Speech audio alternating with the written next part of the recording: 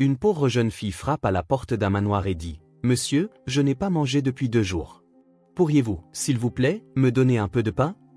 Le jeune milliardaire, qui pleure la perte de sa fille, ouvre la porte et se fige en voyant que la jeune fille ressemble trait pour trait à son enfant. Ce qui se passe ensuite vous fera pleurer?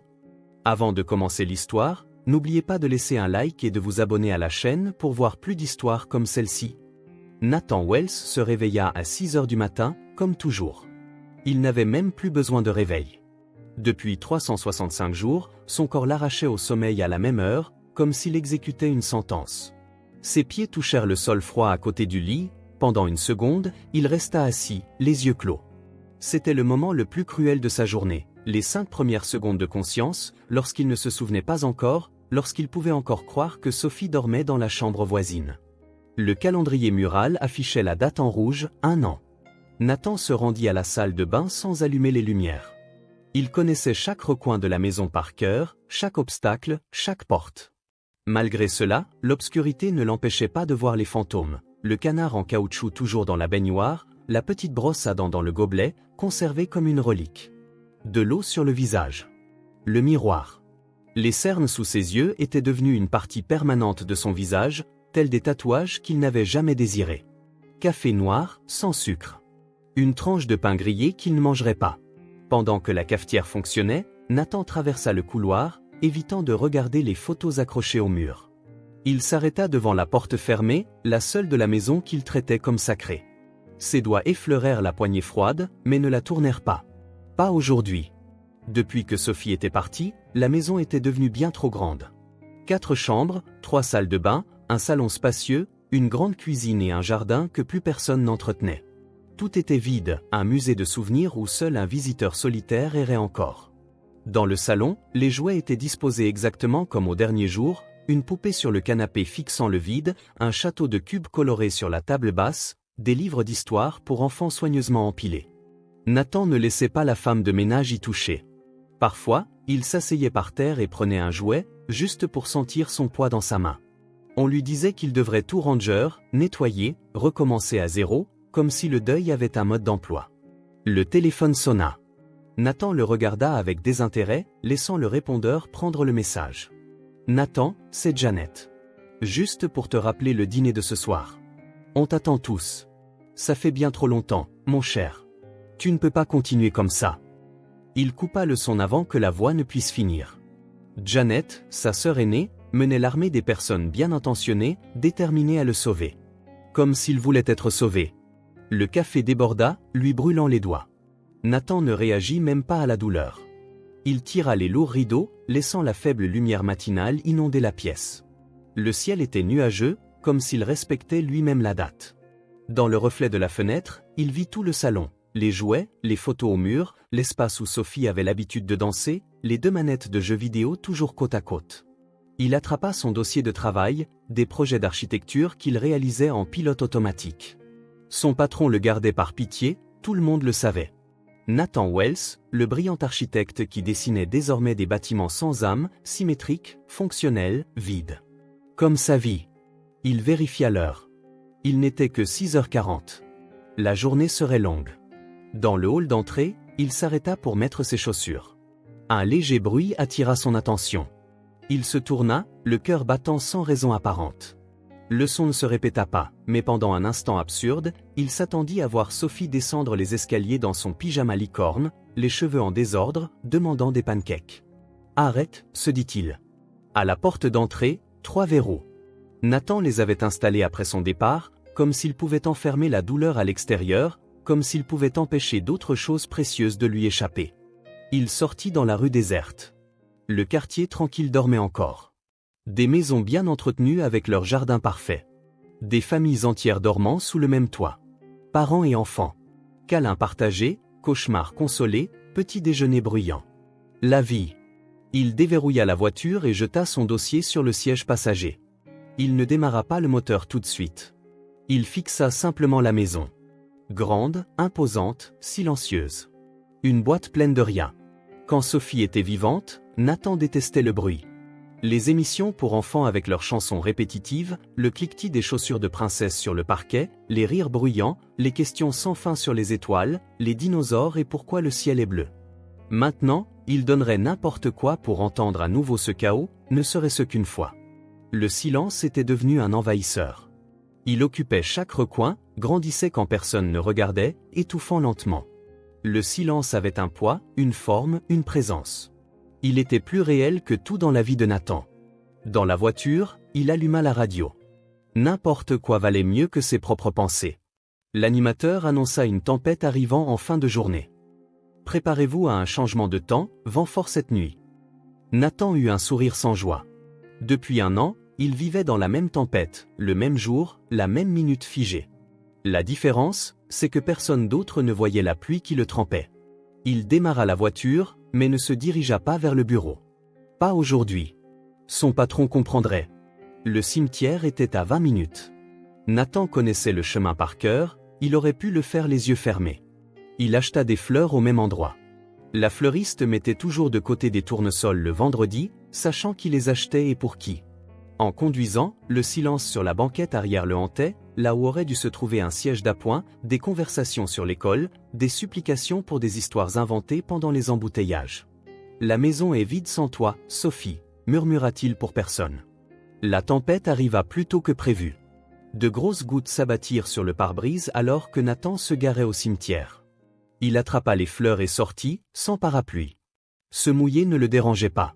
Il était loin de se douter que cette tempête apporterait plus que de l'eau.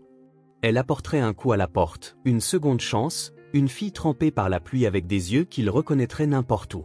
Mais pour l'instant, tout ce que Nathan connaissait, c'était le poids du silence, un silence qui hurlait plus fort que n'importe quel son dans cette grande maison vide. Nathan revint du cimetière trempé. La pluie s'était transformée en une tempête furieuse, balayant les rues et forçant les voitures à ralentir tandis que les piétons couraient se mettre à l'abri. Il gara la voiture dans le garage mais ne sortit pas tout de suite. Il resta assis, regardant l'eau ruisseler sur le pare-brise, brouillant tout à l'extérieur. Comme toujours, visiter la tombe de Sophie le laissait épuisé. Ce n'était pas seulement le poids émotionnel des souvenirs, mais aussi l'effort pour maintenir son sang-froid, pour ne pas s'effondrer complètement au milieu du cimetière. Il avait appris à garder son effondrement pour l'intérieur de la maison, où personne ne le verrait. Quand il entra enfin, il laissa tomber les clés sur la console de l'entrée et retira son manteau trempé. Ses chaussures couinaient sur le parquet, laissant des empreintes mouillées dans le couloir. Il desserra sa cravate et se dirigea vers la cuisine pour prendre une serviette afin de se sécher les cheveux. L'horloge indiquait 4 heures de l'après-midi. Nathan n'avait rien mangé de la journée, mais son estomac ne se plaignait pas. L'appétit était l'une des nombreuses choses qui étaient mortes avec Sophie. Il mangeait parce qu'il le fallait, non parce qu'il en avait envie. Du pain, des fruits, tout ce qui demandait peu d'effort. Tandis qu'il se séchait les cheveux, il errait dans la maison, les yeux vides. Du courrier s'était accumulé sur la table du salon, probablement des factures. Il les ignora. La télévision était éteinte depuis si longtemps que Nathan se demandait si elle fonctionnait encore. Le silence était son seul compagnon constant. Son téléphone portable vibra dans sa poche. Un texto de sa sœur, dîner à 19h. On passe te prendre. Je n'accepterai pas de refus aujourd'hui. Nathan soupira. L'anniversaire de la mort de sa fille, et il devait encore endurer un dîner plein de regards apitoyés et de conversations forcées. Des gens disant que la vie continue, comme si c'était une vérité universelle applicable à tout le monde, comme s'il y avait un minuteur pour le deuil. Il décida de prendre une douche chaude. Peut-être cela chasserait-il le froid intense qui semblait loger dans ses os. Ce n'était pas le froid de la pluie, c'était quelque chose de plus profond qu'aucun chauffage ne pouvait réparer. Dans la salle de bain, il régla la douche au plus chaud, laissant la vapeur remplir le petit espace. Tandis que l'eau coulait sur lui, il ferma les yeux et essaya de ne penser à rien. C'était ce qui se rapprochait le plus de la paix. 20 minutes plus tard, il enfila un pantalon de jogging et un vieux t-shirt. Il n'avait pas besoin de s'habiller pour le dîner, il avait déjà décidé de ne pas y aller. Il enverrait un texto à Janet avec une excuse, peut-être un rhume. Ce ne serait pas un mensonge total, vu la pluie qu'il avait endurée. Dehors, la tempête redoublait d'intensité. Le tonnerre secouait légèrement la maison. Nathan se souvint combien Sophie avait peur du tonnerre, comment elle courait dans sa chambre pendant les orages, demandant à dormir à côté de lui. « Les monstres du ciel se battent », disait-elle. Il s'assit dans le fauteuil du salon avec un verre de whisky. Il ne buvait pas souvent, mais aujourd'hui était différent. Aujourd'hui méritait un engourdissement temporaire. Il alluma la lampe, unique source de lumière dans la pièce assombrie par la tempête. En dehors des heures de travail, Nathan évitait les lumières vives, la pénombre correspondait à son humeur. Un coup de tonnerre particulièrement fort le surprit, lui faisant renverser un peu de whisky sur sa chemise. Presque au même moment, un autre bruit, différent, plus proche. Nathan fronça les sourcils, incertain s'il avait réellement entendu quelque chose ou si c'était juste la tempête qui lui jouait des tours. Le son se répéta. On frappait. Quelqu'un était à la porte. Nathan n'attendait personne. Janet ne viendrait pas si tôt, et plus aucun ami ne lui rendait visite. Il s'en était assuré. Peut-être était-ce un voisin. Monsieur Grayson passait parfois emprunter des outils ou offrir des tartes que sa femme cuisinait. Il posa le verre sur la table basse et se dirigea lentement vers la porte. Les coups revinrent, plus faibles maintenant. Nathan hésita, la main sur la poignée, comme s'il craignait ce qu'il pourrait trouver de l'autre côté. Quand il ouvrit enfin, la vue le laissa momentanément sans voix. Une petite fille se tenait sous la pluie, complètement trempée, portant des vêtements usés et trop grands pour elle. Ses cheveux étaient plaqués sur son visage et elle tremblait visiblement. Mais ce n'est pas ce qui figea Nathan. C'était son visage. Ses yeux, la forme de son nez, sa petite bouche. La ressemblance était frappante, impossible, absurde. Pendant une seconde insensée, il crut que Sophie était revenue, comme dans une histoire de fantôme à laquelle il n'avait jamais cru. La fille le fixait, la pluie dégoulinant sur son visage pâle. « Pourriez-vous m'aider, juste le temps que la pluie s'arrête ?» dit-elle d'une voix rauque, avec un léger accent que Nathan ne reconnut pas. Nathan resta immobile, incapable d'articuler une réponse. Son cerveau essayait de traiter ce que ses yeux voyaient. La ressemblance avec Sophie ne pouvait pas être une coïncidence, mais cela n'avait aucun sens non plus. Les yeux de Sophie étaient plus clairs, ceux de cette fille plus foncés. Les cheveux de Sophie avaient été plus clairs. Pourtant, d'une manière ou d'une autre, l'effet global, c'était comme regarder une version alternative de sa fille. Un coup de tonnerre gronda au loin et la fille tressaillit. « Puis-je entrer, s'il vous plaît ? J'ai vraiment froid. » Sa voix le ramena brusquement à la réalité. Nathan réalisa depuis combien de temps il était resté là, à la fixer, choqué. L'enfant tremblait violemment maintenant, les bras enroulés autour d'elle. « Oui, bien sûr, » dit-il enfin, s'écartant. « Entrez. » La fille entra dans la maison avec hésitation, comme si elle craignait qu'il ne change d'avis. Nathan ferma la porte, bloquant le vent et la pluie. De près, sous la lumière du couloir, les différences devinrent plus claires.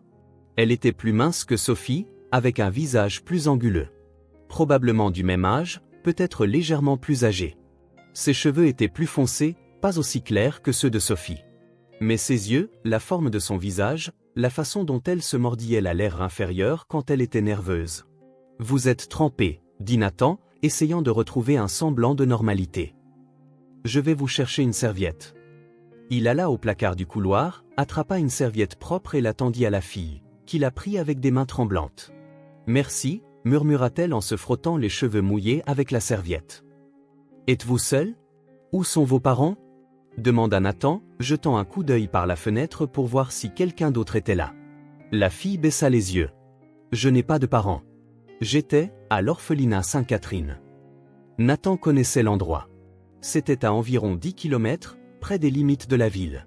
Un vieux bâtiment servant de foyer temporaire pour les enfants en attente d'adoption. « Vous vous êtes enfui ? » La fille hocha la tête, ne le regardant toujours pas. « Pourquoi ? » Elle haussa les épaules, un geste inconfortablement familier. « Ils allaient m'envoyer ailleurs, plus loin. » Nathan réalisa qu'ils étaient toujours debout dans l'entrée. La fille grelottait, même avec la serviette. « Vous devez avoir faim, » dit-il, surpris par ses propres mots. Il n'offrait habituellement pas de nourriture à des étrangers, encore moins les inviter à entrer. « Allons à la cuisine. Je peux vous préparer quelque chose de chaud à boire. » La fille le suivit silencieusement, la serviette toujours sur ses épaules. Dans la cuisine, Nathan alluma les lumières et désigna l'une des chaises près de la table. « Asseyez-vous. Je vais faire du chocolat chaud. » Pendant qu'il chauffait le lait, il l'observait du coin de l'œil. Elle regardait autour d'elle avec curiosité, mais ne touchait à rien. Sa posture était prudente, comme si elle craignait d'enfreindre une règle tacite. « Comment t'appelles-tu ? demanda Nathan en versant le lait chaud dans une tasse. Elisa, répondit-elle. Elisa, répéta-t-il, sentant l'étrangeté du mot sur sa langue. Je suis Nathan. Nathan, fit-elle écho. Merci pour le chocolat. Il plaça la tasse fumante devant elle, ainsi que quelques biscuits sur une assiette. Tu ne devrais pas être seule dans la rue, surtout par cette tempête. L'orphelinat doit te chercher. Elisa but une gorgée de chocolat, laissant une petite moustache de mousse au-dessus de sa lèvre. Ils ne remarqueront mon absence que demain. Je pensais pouvoir atteindre la ville avant la pluie. Où allais-tu? Elle haussa de nouveau les épaules, ce geste qui lui serrait la poitrine. Je ne sais pas. Juste, ailleurs. Nathan s'assit en face d'elle, essayant toujours de concilier son apparence avec l'impossibilité de la situation. Peut-être devenait-il fou. Peut-être que l'anniversaire de la mort de Sophie, la visite au cimetière, le stress, peut-être que tout cela lui faisait voir des similitudes là où il n'y en avait aucune. Mais alors Elisa esquissa un sourire timide après avoir mordu dans un biscuit, et cela le frappa comme un coup de poing à l'estomac.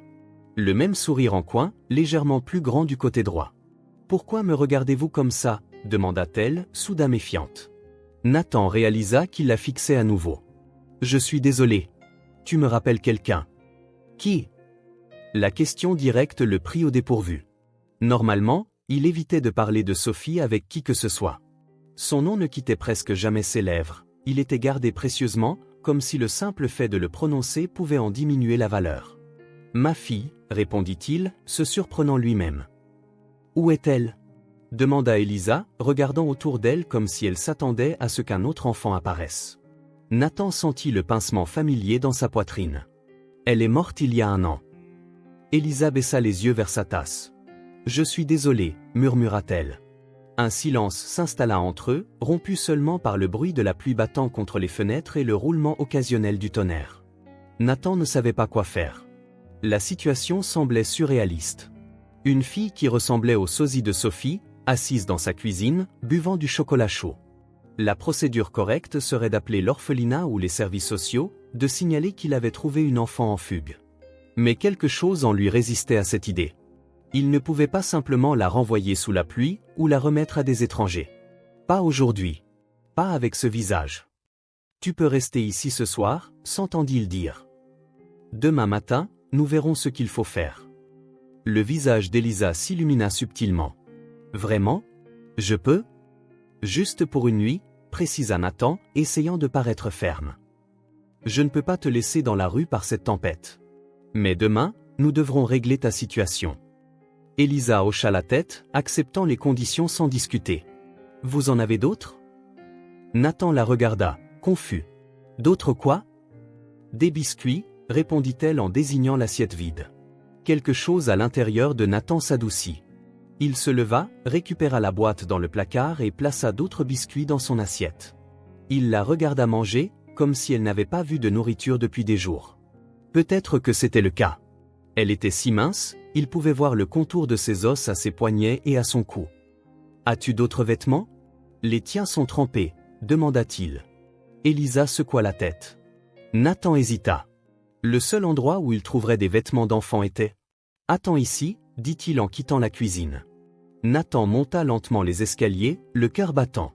Dans le couloir, il s'arrêta devant la porte fermée, la même qu'il n'avait pas pu ouvrir plus tôt. Il prit une profonde inspiration et tourna la poignée. La chambre de Sophie était exactement comme elle l'avait laissée. Le lit fait avec une couverture à licorne, des peluches dans les coins, des livres sur l'étagère. Tout était préservé comme un sanctuaire. Nathan n'y entrait que rarement, seulement pour épousseter et s'assurer que tout restait intact. Il alla au placard et ouvrit les portes. Les vêtements de Sophie étaient toujours suspendus, rangés par couleur, comme elle aimait. Il attrapa un ensemble de pyjamas roses avec des imprimés d'étoiles, des chaussettes et une tenue de rechange pour le lendemain. Il referma rapidement le placard avant que les souvenirs ne le submergent. Quand il retourna à la cuisine, Elisa regardait les photos accrochées au mur. L'une montrait Nathan et Sophie dans un parc d'attractions. Elle était sur un carrousel et il était à côté d'elle, s'assurant qu'elle ne tombe pas. Tous deux souriaient. « C'est elle ?» demanda Elisa en le voyant. Nathan hocha la tête, lui tendant les vêtements. « Tu peux mettre ça. La salle de bain est la deuxième porte à droite dans le couloir. » Elisa prit les vêtements, passant ses doigts sur le tissu doux. « Ils sont si jolis, dit-elle. »« Merci. » Quand Elisa partit se changer, Nathan s'assit à nouveau, essayant de comprendre la situation. Que faisait-il? Accueillir une étrangère, lui donner les vêtements de Sophie? C'était de la folie, potentiellement dangereux. Elle pouvait mentir, elle pouvait être impliquée dans une sorte d'arnaque. Mais ce visage qui hantait ses rêves. Elisa revint quelques minutes plus tard, portant le pyjama de Sophie. Il était légèrement grand pour elle, surtout les manches, mais il lui allait globalement. Elle tenait ses vêtements mouillés, pliés dans ses bras. « On peut les faire sécher » dit Nathan en les emmenant à la buanderie. Quand il revint, il trouva Elisa dans le salon, regardant les jouets de Sophie, toujours sortis. Elle gardait les mains derrière le dos, comme si elle avait peur de toucher quoi que ce soit. « Vous avez beaucoup de jouets » commenta-t-elle. « Ce sont les siens, répondit Nathan. Ceux de Sophie. » Prononcer le nom de sa fille devant une étrangère, chose qu'il n'avait pas faite depuis des mois. Étrangement, cela ne lui fit pas aussi mal qu'il s'y attendait. Elisa hocha la tête, ses yeux balayant les objets. Une poupée sur le canapé, des livres pour enfants, des cubes colorés. « Tu peux t'asseoir » dit Nathan en désignant le canapé. Elle s'assit avec précaution, comme si elle craignait de casser quelque chose. Ses pieds touchaient à peine le sol. Nathan ne savait pas quoi faire ensuite. Il n'était pas préparé à avoir de la compagnie, encore moins un enfant qui ressemblait à un fantôme de son passé. Il alluma la télévision, cherchant une chaîne pour enfants. « Tu aimes les dessins animés » demanda-t-il. Elisa haussa de nouveau les épaules. « Je ne suis pas sûr. Je ne regarde pas beaucoup la télé. » Nathan trouva une chaîne diffusant un dessin animé et plaça la télécommande à côté d'elle. « Tu peux regarder ce que tu veux. Je vais préparer la chambre d'amis pour toi. » En montant les escaliers, Nathan réalisa que sa maison, autrefois silencieuse comme une tombe, avait maintenant un nouveau son, le doux bavardage de la télévision et un rire enfantin occasionnel. C'était étrange, déstabilisant, et d'une certaine manière, réconfortant. La chambre d'amis était rarement utilisée, seulement quand Janet ou un autre parent restait, ce qui arrivait de moins en moins. Il changea rapidement les draps et gonfla l'oreiller. C'était un lit bien trop grand pour un enfant, mais cela ferait l'affaire pour une nuit. Quand il retourna au salon, Elisa dormait sur le canapé. La télévision était toujours allumée, mais elle ne regardait plus. Elle était recroquevillée, serrant un oreiller, son visage détendu dans le sommeil. Son premier instinct fut de la réveiller et de la conduire à la chambre d'amis, mais quelque chose l'arrêta. La scène était fascinante. Un enfant dormant sur son canapé, portant le pyjama de Sophie, avec le visage de Sophie. Nathan alla au placard du couloir et attrapa une couverture, la drapant soigneusement sur Elisa pour ne pas la réveiller. Elle bougea légèrement mais resta endormie. Il s'assit dans le fauteuil voisin, la regardant. La ressemblance était toujours choquante, même dans le sommeil. Il savait qu'il devrait appeler les autorités. Il savait qu'héberger une orpheline en fugue sans prévenir personne était probablement illégal. Mais il ne parvenait pas à se lever et à passer cet appel. Demain, se dit-il. Il s'en occuperait demain. Pour l'instant, pour la première fois depuis un an, la maison ne semblait pas si vide. Le silence était rompu, chose impossible, une petite fille avec le visage de Sophie dormait sur son canapé. Le passé était revenu, et Nathan n'était pas sûr de vouloir qu'il reparte. Le matin arriva tranquillement, avec une faible lumière solaire apparaissant après la tempête de la nuit précédente. Nathan avait dormi sur le canapé, il n'avait pas pu se résoudre à monter. Il préférait rester dans le salon, comme un gardien improvisé veillant sur la fille. Mais Elisa n'était plus là. Nathan se réveilla en sursaut, le cœur battant. S'était-elle à nouveau enfuie? S'était-elle éclipsée pendant qu'il dormait, sans dire au revoir? Cette pensée le dérangeait plus qu'elle n'aurait dû. « Elisa » appela-t-il, la voix rauque de sommeil. Pas de réponse. Il vérifia la cuisine. Vide.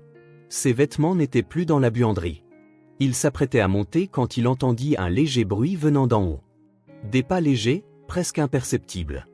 Nathan monta lentement les escaliers, suivant le son. Dans le couloir, la porte de Sophie était entr'ouverte. Son cœur manqua un battement. Cette porte était toujours gardée fermée. Il s'arrêta à l'entrée, essayant de ne pas faire de bruit. Elisa était à l'intérieur, se déplaçant dans la pièce avec une curiosité silencieuse. Elle portait toujours le pyjama de Sophie, mais ses cheveux étaient peignés, son visage lavé. Elle ne touchait à rien, observait simplement, comme une visiteuse respectueuse dans un musée. Nathan ne parvint pas à éprouver la moindre colère face à son intrusion. Il y avait quelque chose de révérencieux dans la façon dont elle explorait l'espace, comme si elle savait qu'il était spécial. Elisa s'arrêta devant le mur de photos. Nathan savait exactement ce qu'elle regardait. Le mur était une chronologie visuelle. Sophie nouveau-née dans ses bras à l'hôpital, Sophie faisant ses premiers pas, tenant ses doigts, Sophie le premier jour d'école, Sophie soufflant ses bougies d'anniversaire, Sophie à la plage construisant des châteaux de sable, Sophie au parc sur une balançoire, à la bibliothèque, à la montagne lors d'un voyage d'hiver. Sophie dans toutes sortes d'endroits, toujours souriante, à jamais figée dans ses images. « Elle me ressemble », murmura Elisa, ne réalisant pas que Nathan était à la porte. Il aurait pu partir discrètement, faire semblant de ne pas avoir remarqué, ou attendre qu'elle sorte. Mais au lieu de cela, il s'avança. « C'était ma fille, Sophie. Elle est allée au paradis il y a 1 an. » Elisa se tourna, surprise. Ses yeux s'écarquillèrent en voyant Nathan, comme si elle s'attendait à être réprimandée pour son intrusion. « Je suis désolée, dit-elle rapidement. Je n'aurais pas dû entrer ici. » Nathan secoua légèrement la tête. « Ce n'est rien. » Elisa regarda à nouveau les photos, les yeux fixés sur une en particulier. Sophie savourant joyeusement une glace à la fraise, assise sur un banc de parc. Ce sourire en coin, légèrement plus grand du côté droit. Le même sourire qu'Elisa. Elle était vraiment jolie, commenta Elisa, toujours absorbée par la photo. Oui, elle l'était, acquiesça Nathan, sa voix moins tendue qu'il ne s'y attendait. Parler de Sophie, c'était habituellement comme marcher sur des éclats de verre, mais d'une manière ou d'une autre, la présence d'Elisa rendait cela moins douloureux. Peut-être parce qu'elle ne le regardait pas avec pitié, comme tout le monde. « Que lui est-il arrivé » demanda Elisa en se tournant vers Nathan. La question directe le prit au dépourvu. Cela faisait longtemps que personne ne lui avait posé cette question. Les gens soit savaient, soit évitaient le sujet. Nathan sentit le serrement familier dans sa poitrine, la réticence à revisiter ce jour-là. Mais en regardant Elisa, avec ses yeux si semblables à ceux de Sophie, il ne put se dérober. « C'était un accident », dit-il simplement. « Nous traversions la rue. Une voiture ne s'est pas arrêtée au feu rouge. » Il ne mentionna pas les détails, ne parla pas d'avoir lâché la main de Sophie une seconde pour vérifier son téléphone, du bruit de l'impact, ou de la façon dont il l'avait tenue dans ses bras en attendant l'ambulance, sachant qu'il était déjà trop tard. Elisa hocha la tête, comme si elle comprenait plus qu'il ne le disait. Ses yeux retournèrent aux photos. Elle avait l'air vraiment heureuse. Elle l'était, confirma Nathan en faisant quelques pas de plus. Sophie adorait rire. Elle adorait raconter des blagues idiotes qu'elle inventait. Elle adorait danser dans la maison et dessiner. Les mots sortirent plus facilement qu'il ne l'avait prévu. Il ne se souvenait pas de la dernière fois qu'il avait mentionné ses joies quotidiennes à propos de Sophie, plutôt que seulement la tragédie de sa mort. « Aimait-elle la glace » demanda Elisa en désignant la photo. Nathan sourit, un mouvement qui faillit lui faire mal au visage, tant il était déshabitué de sourire. À la fraise. C'était sa préférée. Même en hiver. La mienne, c'est chocolat, offrit Elisa. Nathan faillit dire que c'était aussi sa préférée, mais s'arrêta. Il ne voulait pas créer de ponts artificiels entre elles. Il regarda Elisa s'approcher du lit de Sophie, où plusieurs peluches étaient disposées contre les oreillers. Elle les regarda avec une expression impossible à déchiffrer. Était-ce de l'envie, de la tristesse, ou quelque chose de plus profond? Elle avait de la chance. Elle avait quelqu'un. Les mots furent si bas qu'il faillit ne pas les entendre. Mais il les entendit, et ils le frappèrent comme un coup physique, lui coupant le souffle. Nathan ferma les yeux, essayant de traiter l'impact de cette phrase. En quelques mots seulement, toute l'histoire de la vie d'Elisa était révélée. Non seulement l'absence de parents, mais l'absence de quiconque pour la chérir, pour garder ses photos, pour connaître son parfum de glace préféré. Quand il rouvrit les yeux, Elisa le regardait, jaugeant sa réaction. Il y avait une sagesse dans son regard qui ne correspondait pas à son âge, le genre de compréhension qui ne vient qu'en grandissant sans protection. « Sophie avait de la chance de t'avoir comme père », continua Elisa, la voix un peu plus ferme. Même si elle est allée au paradis trop tôt. Elle savait que quelqu'un tenait à elle. Comment un enfant pouvait-il dire quelque chose d'aussi profond? Comment pouvait-elle voir si clairement ce qu'il lui avait fallu des mois à saisir? Que Sophie, malgré sa courte vie, avait été aimée, complètement, sans réserve. Il sentit quelque chose se briser en lui, un mur qu'il avait construit autour de ses souvenirs, autour du nom de Sophie, autour de son ancienne vie. Pendant toute une année, il avait fui toute mention de sa fille. gardant les souvenirs enfermés comme des secrets précieux et douloureux que personne d'autre ne pouvait voir ni toucher. Je ne peux pas parler d'elle, admit-il, la voix tremblante. Je ne pouvais pas. Jusqu'à maintenant. Elisa fit quelques pas vers lui, s'arrêtant à une distance de sécurité. Pourquoi pas? Cette simple question, posée sans jugement, ouvrit les vannes. Parce que ça fait mal, répondit Nathan honnêtement. Ça fait mal de se souvenir qu'elle est partie. Ça fait mal de penser à tout ce qu'elle ne vivra jamais. Tous les anniversaires qu'elle n'aura pas. Toutes les histoires du soir que je ne pourrai plus lui raconter. Il ne remarqua qu'il pleurait que lorsqu'il sentit l'humidité sur ses joues. Il n'avait pas pleuré comme ça depuis des mois. Il s'était habitué à contenir son chagrin pour des moments spécifiques, contrôlés, jamais devant les autres. Mais Elisa n'était pas n'importe qui. C'était une enfant avec le visage de sa fille et la compréhension de quelqu'un de bien plus âgé. Une enfant qui, d'une manière inexplicable, s'était présentée à sa porte le jour anniversaire de la mort de Sophie. Sophie aimait les histoires du soir, demanda Elisa, rompant le silence. Nathan essuya ses larmes du revers de la main, sentant quelque chose se desserrer dans sa poitrine, une tension qu'il portait depuis si longtemps qu'il ne la remarquait presque plus. Elle les adorait, répondit-il. Et pour la première fois depuis 1 an, il n'y avait pas de nœud dans sa gorge quand il parlait de sa fille. J'avais l'habitude de les inventer chaque soir. Des histoires de dragons et de chevaliers, de fées et de forêts enchantées. Te souviens-tu encore de ces histoires? Demanda Elisa, une pointe de curiosité timide dans les yeux. Nathan hocha la tête, reconnaissant ce qu'elle demandait réellement. Je me souviens de toutes. Ils restèrent là, silencieusement, un moment, se regardant. Entre eux, invisible mais palpable, Sophie semblait être là, non pas comme un fantôme douloureux, mais presque comme une présence réconfortante. J'ai faim, dit finalement Elisa, rompant le charme. Y a-t-il d'autres biscuits? Nathan sourit, et cette fois, le mouvement parut naturel. Je pense que nous pouvons trouver quelque chose de mieux que des biscuits pour le petit déjeuner. Voyons ce que nous avons dans la cuisine. En quittant la pièce, Nathan réalisa qu'il n'avait pas fermé la porte derrière lui, comme il le faisait habituellement. Il l'avait laissée légèrement entr'ouverte, comme si un sort avait été rompu, comme si le sanctuaire laissait enfin entrer de l'air frais.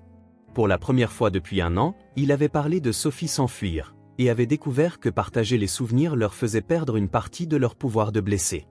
Après la conversation dans la chambre de Sophie, quelque chose avait changé entre eux. Un mur invisible était tombé, remplacé par autre chose. Pas de la méfiance, mais de la prudence, comme s'ils craignaient tous deux de briser le lien fragile qui commençait à se former. Nathan prépara un petit déjeuner plus élaboré qu'il ne l'avait fait pour lui-même depuis des mois, œufs brouillés, bacon, toast, jus d'orange. Rien d'extraordinaire, mais cela représentait un effort qu'il n'avait pas fait depuis longtemps, cuisiner réellement, plutôt que d'ouvrir un sachet de nourriture préparée. Elisa était assise à la table de la cuisine, portant toujours le pyjama de Sophie. Ses vêtements étaient secs et pliés sur une chaise voisine, mais elle ne s'était pas encore changée. Nathan ne fit aucune remarque. Il plaça une assiette devant elle et s'assit en face. Aucun des deux ne parla. Ce n'était pas gênant, juste aucun besoin de combler le silence. C'était confortable, si différent du silence creux qui avait régné dans la maison auparavant. Nathan regarda Elisa prendre une tranche de pain grillé et la couper méticuleusement en triangles parfaits. Une habitude étrange. Sophie avait l'habitude de manger les coins en premier, gardant le milieu pour la fin. Elisa faisait le contraire. Elle coupait le toast en forme géométrique, les disposait dans son assiette et les mangeait un par un, suivant une logique qu'elle seule comprenait. Un sourire subtil apparut sur ses lèvres une fois qu'elle eut fini de trier les triangles. Pas un large sourire, mais une pointe de satisfaction, comme si elle était contente d'avoir terminé un petit puzzle. Nathan se surprit à sourire aussi en la regardant. Il y avait quelque chose de fascinant dans ses mouvements précis, sa concentration, la façon dont ses yeux évaluaient l'assiette comme si elle étudiait une carte. Une mèche de cheveux sombres tomba sur son visage. Sans réfléchir, Nathan se pencha et l'écarta doucement. Elisa ne tressaillit pas. Elle continua simplement à manger, comme si ce geste était parfaitement normal entre eux. Le cheveu unique resta entre les doigts de Nathan. Il le regarda un instant, une pensée se formant dans son esprit. Discrètement, il plia le cheveu dans sa paume et le glissa dans la poche de sa chemise. C'était fou, il le savait. La ressemblance avec Sophie était stupéfiante, mais les coïncidences existent. Les enfants peuvent se ressembler sans aucun lien de parenté. De plus, il connaissait l'histoire de Sophie. Il était là à chaque instant de sa courte vie, de la naissance à l'hôpital aux funérailles solitaires. Pourtant, il y avait quelque chose dans les manières d'Elisa, son regard, l'inclinaison de sa tête quand elle réfléchissait, quelque chose qui allait au-delà de la simple ressemblance physique. « Voudrais-tu mettre tes vêtements maintenant » demanda Nathan, rompant le silence. « Ils sont secs. » Elisa jeta un coup d'œil aux vêtements pliés, puis au pyjama qu'elle portait. « Puis-je garder ça » demanda-t-elle avec hésitation. « C'est confortable. » Nathan hocha la tête, surpris de la rapidité avec laquelle il accepta. Le pyjama appartenait à Sophie, une partie de ses souvenirs les plus sacrés. Mais voir Elisa le porteur ne lui faisait pas mal comme il s'y attendait. Au contraire, il y avait quelque chose de réconfortant. « Bien sûr, dit-il. »« Vas-y. »« Pour toujours ?» Ses yeux s'écarquillèrent un instant. Nathan réalisa son erreur. Il avait été vague sur la durée de son séjour. La nuit précédente, il avait dit juste une nuit. Mais le matin était venu, et il n'avait toujours pas appelé l'orphelinat ni les services sociaux. « Pour l'instant, répondit-il prudemment. Nous allons trouver une solution.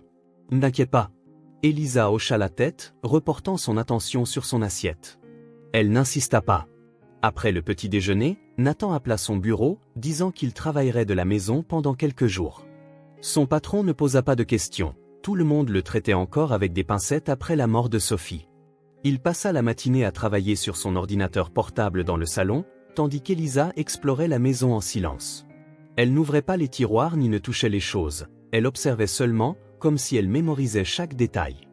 À un certain moment, Nathan décrocha le téléphone et appela un vieil ami d'université qui travaillait dans un laboratoire médical. Il sortit sur le porche pour qu'Elisa ne l'entende pas. « Marc, c'est Nathan. J'ai besoin d'une faveur. » Très discrète, dit-il, marquant une pause pour écouter la réponse. « Oui, je vais bien. J'ai juste besoin que tu analyses un échantillon d'ADN pour moi. » « Non, ce n'est pas pour un projet. C'est personnel. » Il fallut quelques minutes pour expliquer. Marc accepta d'aider, toujours perplexe face à la demande. Il promit la discrétion et dit que les résultats seraient prêts dans quelques jours. Quand Nathan revint à l'intérieur, il trouva Elisa assise par terre dans le salon, regardant la bibliothèque. « Tu aimes les histoires » demanda-t-il. Elle haussa les épaules. « Je ne sais pas. Personne ne raconte d'histoire à l'orphelinat. » Nathan s'approcha de l'étagère et prit un livre aux illustrations vives. C'était l'un des préférés de Sophie. Ça parle d'une fille qui trouve une porte secrète vers un autre monde. Il tendit le livre à Elisa, qui le prit avec précaution, comme si elle craignait d'abîmer ses pages. « Pourriez-vous me raconter cette histoire » demanda-t-elle en le feuilletant et en regardant les illustrations. « Bien sûr. Il est à toi maintenant. » Ses yeux s'illuminèrent un instant. Elle ouvrit le livre et commença à examiner les images colorées, passant ses doigts sur les pages avec révérence. La journée se passa paisiblement. Nathan prépara des sandwichs pour le déjeuner. Elisa continua à lire, ne s'arrêtant que pour manger. Il l'observait discrètement pendant qu'il travaillait, toujours aux prises avec l'étrangeté de la situation et le réconfort qu'il ressentait simultanément. Ce soir-là, après le dîner, Nathan suggéra un film. Il ne mentionna pas que c'était un autre rituel qu'il partageait avec Sophie. Chaque vendredi était soirée cinéma à la maison, avec pop-corn et chocolat. Elisa choisit un film d'animation sur un robot solitaire cherchant une connexion. Elle s'assit sur le canapé, les genoux ramenés contre sa poitrine, complètement absorbée par l'histoire. Nathan s'assit à l'autre bout du canapé, gardant une distance respectueuse. C'était étrange, pensa-t-il, la rapidité avec laquelle ils avaient formé cette routine domestique, comme si Elisa avait toujours été là. À mi-chemin du film, il réalisa qu'elle s'était endormie. Sa tête reposait contre le bras du canapé, ses mains serrant toujours le livre qu'elle avait lu toute la journée. Nathan baissa le volume de la télévision et regarda l'enfant endormi. Son visage portait la même expression sereine que Sophie avait lorsqu'elle s'assoupissait pendant un film, un mélange de contentement et d'abandon, comme si aucun souci n'existait pendant ces quelques heures. Il se leva tranquillement et alla chercher une couverture dans le placard du couloir, la même qu'il avait utilisée la nuit précédente. Doucement, il couvrit Elisa, qui bougea légèrement mais ne se réveilla pas. Nathan recula de quelques pas pour contempler la scène. Un enfant dormant sur son canapé, sous une couverture bleue, la télévision projetant une douce lueur sur son visage. La maison qui s'était sentie vide si longtemps abritait à nouveau la vie. Il réalisa avec une clarté surprenante que la maison respirait à nouveau. Les pièces ne semblaient plus aussi désertes, les couloirs ne résonnaient plus d'un silence oppressant. L'air semblait différent, comme si les fenêtres avaient été ouvertes après un long hiver. La mèche de cheveux d'Elisa restait dans sa poche. Dans quelques jours, il aurait des réponses à des questions qu'il pouvait à peine formuler. En attendant, il s'autorisait à savourer cette sensation que quelque chose de brisé était en train de se réparer, lentement, timidement. Nathan éteignit la télévision. Dans l'obscurité du salon, éclairé seulement par la faible lueur de la cuisine, il resta quelques minutes à regarder Elisa dormir. Elle n'était pas Sophie, il le savait. Mais il y avait quelque chose là, quelque chose d'impossible à définir, qui lui donnait l'impression de ne plus être complètement seul. Pour une maison qui n'avait connu que le silence pendant toute une année, le doux son de la respiration d'un enfant endormi était la plus douce des symphonies. Le week-end arriva avec un soleil timide après des jours de pluie. 3 matins s'étaient écoulés depuis l'arrivée d'Elisa chez Nathan. La seule nuit s'était tranquillement prolongée sans qu'aucun des deux ne le mentionne. C'était comme un accord tacite, pas de discussion sur le lendemain, pas de questions difficiles. Nathan avait de nouveau appelé son patron, demandant quelques jours de plus pour travailler à distance. Il avait inventé une histoire de problème de plomberie, une excuse que personne ne remit en question. Il avait besoin de temps pour réfléchir, pour décider quoi faire à propos d'Elisa. La mèche de cheveux qu'il avait recueillie était déjà au laboratoire de Marc. Résultat dans quelques jours, avait promis son ami. Jusque-là, Nathan s'autorisait à vivre dans cette étrange bulle temporelle où passé et présent se confondaient en présence d'une fille qui ressemblait tant à Sophie. Pendant ces jours, Nathan observa qu'Elisa était extrêmement perspicace. Elle apprenait vite où tout se trouvait dans la maison, s'adaptait à son emploi du temps, ne demandait jamais rien au-delà du strict nécessaire. C'était une enfant qui avait appris à occuper le plus petit espace possible dans le monde, à ne pas déranger, à se rendre presque invisible. Nathan se demandait quel genre de vie lui avait enseigné de telles compétences. Ce samedi matin particulier, Nathan était à son bureau improvisé dans la salle à manger, répondant à des emails professionnels. Elisa avait pris son petit déjeuner et s'aventurait maintenant dans le jardin, la première fois qu'elle sortait depuis son arrivée. Nathan jetait occasionnellement un coup d'œil par la fenêtre, s'assurant qu'elle allait bien. Elle errait dans le jardin en friche avec une curiosité prudente, touchant les feuilles des plantes, observant les oiseaux dans les arbres, dessinant des motifs dans la terre humide avec un bâton. Elle ne jouait pas comme les enfants typiques, elle se déplaçait comme une petite exploratrice, cataloguant mentalement chaque découverte. Quand Nathan la vit rentrer, il reporta son attention sur son ordinateur portable. Il était concentré sur un email délicat d'un client exigeant quand il réalisa qu'il n'entendait plus les pas d'Elisa. Le silence soudain l'alarma, il s'était habitué à la douce présence qu'elle apportait. Il se leva et traversa la maison, vérifiant la cuisine et le salon. Aucun signe d'elle. Il monta vérifier la chambre d'amis où elle dormait. Vide.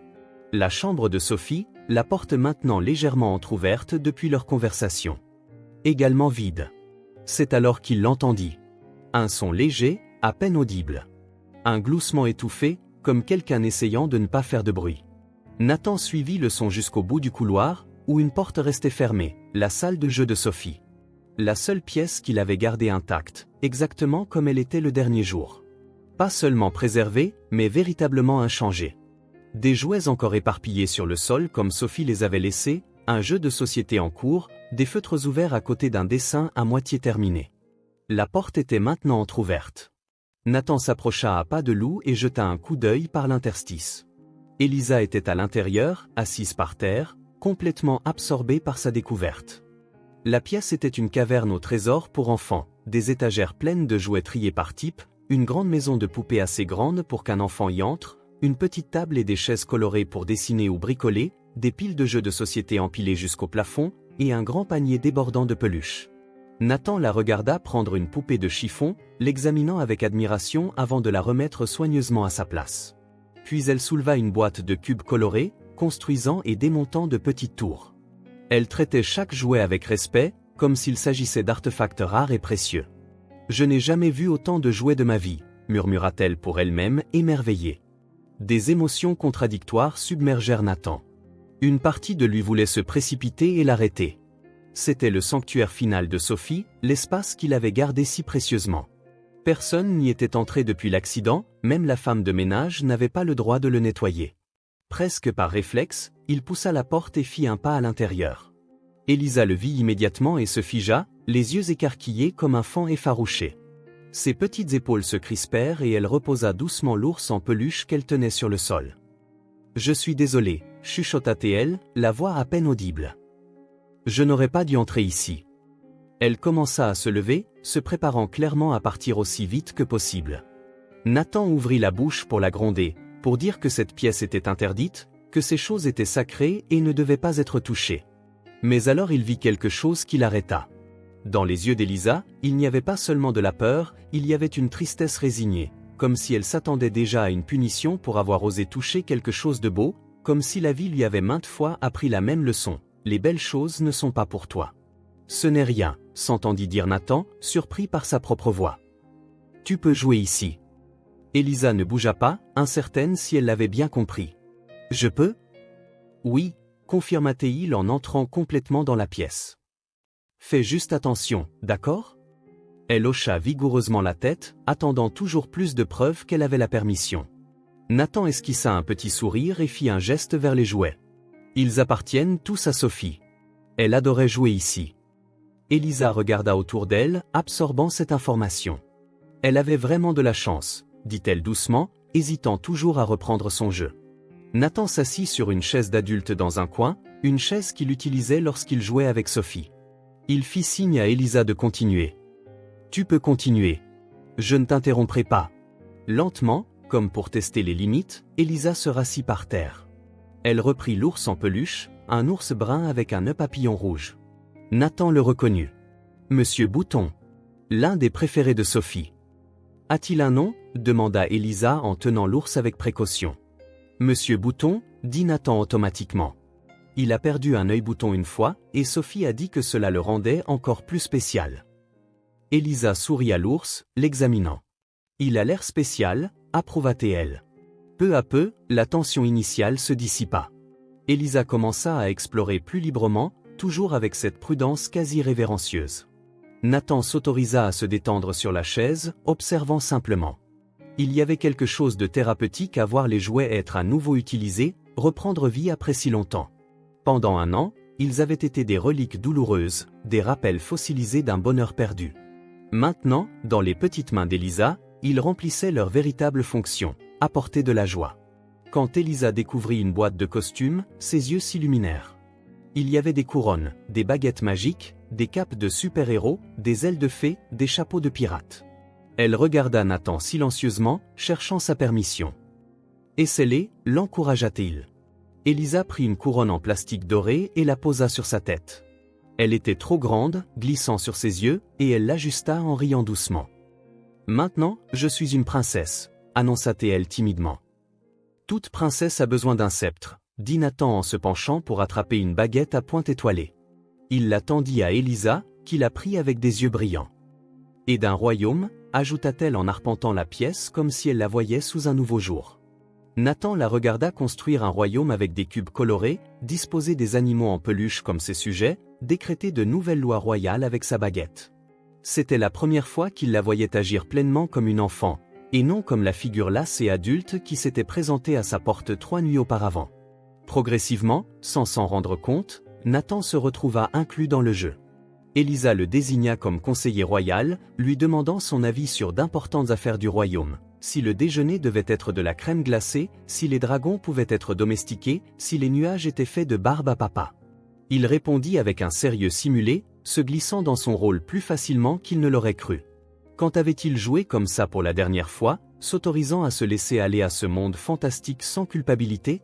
À un moment donné, Elisa trouva un chapeau de sorcier bleu couvert d'étoiles argentées et le plaça sur la tête de Nathan. « Maintenant, tu es magique aussi » déclara-t-elle. Nathan ajusta le chapeau, ridiculement petit pour sa tête d'adulte, et fit une révérence exagérée. Elisa éclata de rire, un son pur et cristallin emplissant la pièce. Puis Nathan se mit à rire aussi, librement, sans culpabilité ni l'ombre du deuil. Un rire qu'il ne savait plus pouvoir produire. Le jeu continua, évoluant naturellement. Le royaume fut menacé par un dragon invisible, représenté par un grand ballon de plage, qui fut finalement apprivoisé et transformé en gardien officiel du trésor royal, une collection de perles colorées. Nathan était stupéfait par la créativité d'Elisa, impressionnante pour une enfant qui prétendait n'avoir jamais vu autant de jouets. À un moment donné, elle trouva une boîte de crayons de couleur et du papier. Elle s'assit à la petite table, dessinant intensément, la langue sortant du coin de sa bouche, un autre geste qui lui rappelait douloureusement Sophie. « Qu'est-ce que tu dessines » demanda Nathan en s'approchant. « Notre royaume » répondit Elisa sans lever les yeux. Nathan observa le dessin prendre forme. Des traits enfantins, mais étonnamment détaillés, un château, des arbres, ce qui ressemblait à elle portant la couronne, et une silhouette plus grande à côté d'elle, vraisemblablement Nathan avec le chapeau de sorcier. « Tu es vraiment doué pour le dessin » commenta-t-il. Elisa haussa les épaules mais sourit au compliment. À l'orphelinat, parfois on avait du papier et des crayons. J'aime dessiner. Tandis qu'elle continuait à dessiner, Nathan remarqua une boîte à chaussures ouverte près de la table. À l'intérieur se trouvaient plusieurs carnets et des feuilles volantes, les anciens dessins de Sophie. Elisa avait dû la trouver en cherchant du papier. Un pincement d'alarme le saisit, c'étaient des trésors personnels, des souvenirs intimes. Mais ensuite, il réalisa que cela ne le dérangeait pas qu'Elisa les voie. D'une certaine manière, cela semblait juste. Elisa termina son dessin et le tendit à Nathan. « C'est pour vous » dit-elle doucement. « Pour vous remercier de m'avoir laissé rester ici. » Nathan prit le papier, sincèrement ému. « Merci, Elisa. Je le garderai précieusement. » Tandis qu'il regardait le dessin, Elisa reporta son attention sur la boîte à chaussures. Elle prit un carnet à couverture violette, le journal de croquis de Sophie. Nathan la regarda le feuilleter avec soin, admirant les dessins vifs d'une enfant. Elisa s'arrêta sur une page, les yeux écarquillés. « Qu'est-ce que c'est » demanda-t-elle en montrant le carnet à Nathan. Il montrait deux filles se tenant la main, l'une légèrement plus grande que l'autre, toutes deux portant des robes colorées. Au-dessus du dessin, d'une écriture enfantine et désordonnée, figuraient les mots « Moi et la fille de mes rêves ». Nathan sentit un frisson lui parcourir l'échine. Il se souvenait vaguement de ce dessin. Sophie l'avait fait après une forte fièvre, quand elle avait été malade pendant presque une semaine. Elle avait mentionné rêver d'une amie spéciale. Une amie qui jouait avec elle dans ses rêves. Sophie a dessiné ça après avoir été malade, expliqua-t-il, la voix un peu rauque. Elle a dit qu'elle rêvait d'une amie imaginaire. Elisa continua de regarder le dessin, envoûtée. Elle passa ses doigts sur les images doucement, comme si elle pouvait sentir la texture des couleurs. « Qui est l'autre fille » demanda-t-elle. « Je ne sais pas » admit Nathan. Sophie l'appelait la fille de mes rêves. Elle disait que c'était une amie spéciale qui n'apparaissait que lorsqu'elle dormait. Elisa continua de tracer la page du bout des doigts, les yeux fixés sur les deux silhouettes se tenant la main. Il y avait quelque chose d'inhabituel dans son expression, pas une simple curiosité enfantine, mais quelque chose de plus profond, comme si elle essayait de se remémorer un souvenir enfoui ou de forger une connexion qu'elle ne pouvait expliquer. « Je rêve aussi » dit-elle tranquillement, presque pour elle-même. « Il y a une fille qui joue avec moi, mais je ne vois jamais son visage. » Nathan sentit son rythme cardiaque s'accélérer. Coïncidence ou quelque chose de plus? Il espérait que les résultats ADN offriraient des réponses, mais chaque moment avec Elisa soulevait de nouvelles questions. Les rêves sont mystérieux, offrit-il, essayant de garder un ton léger malgré la tempête de pensées dans son esprit. Elisa détacha enfin son regard du carnet et regarda Nathan. « Pensez-vous que Sophie et moi aurions pu rêver l'une de l'autre, même si nous ne nous sommes jamais rencontrés ?» La question, posée avec une simplicité enfantine, frappa Nathan comme un éclair. « Impossible, bien sûr, et pourtant ?» « Qui sait » répondit-il, incapable de trouver une meilleure réponse.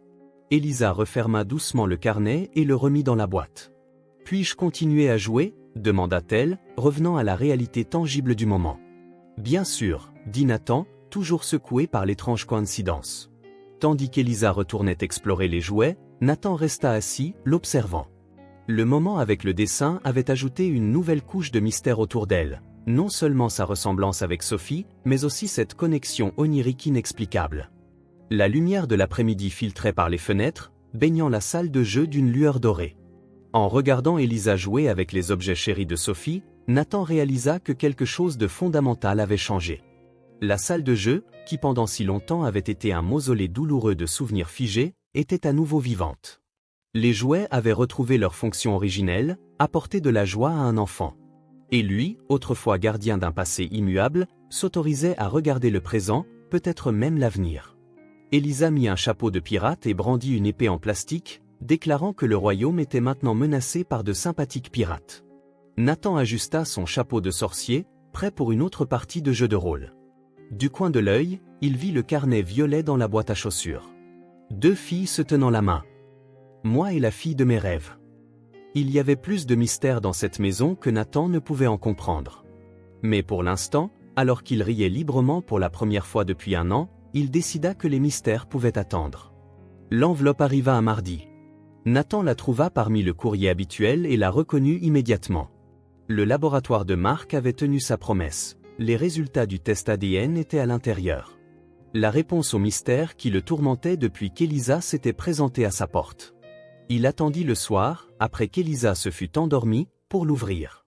Assis dans son bureau avec un verre de whisky à moitié vide, il déchira soigneusement le papier et sortit le rapport. Résultat positif. Compatibilité génétique, père-fille. La confirmation le frappa comme un éclair. Elisa était sa fille biologique.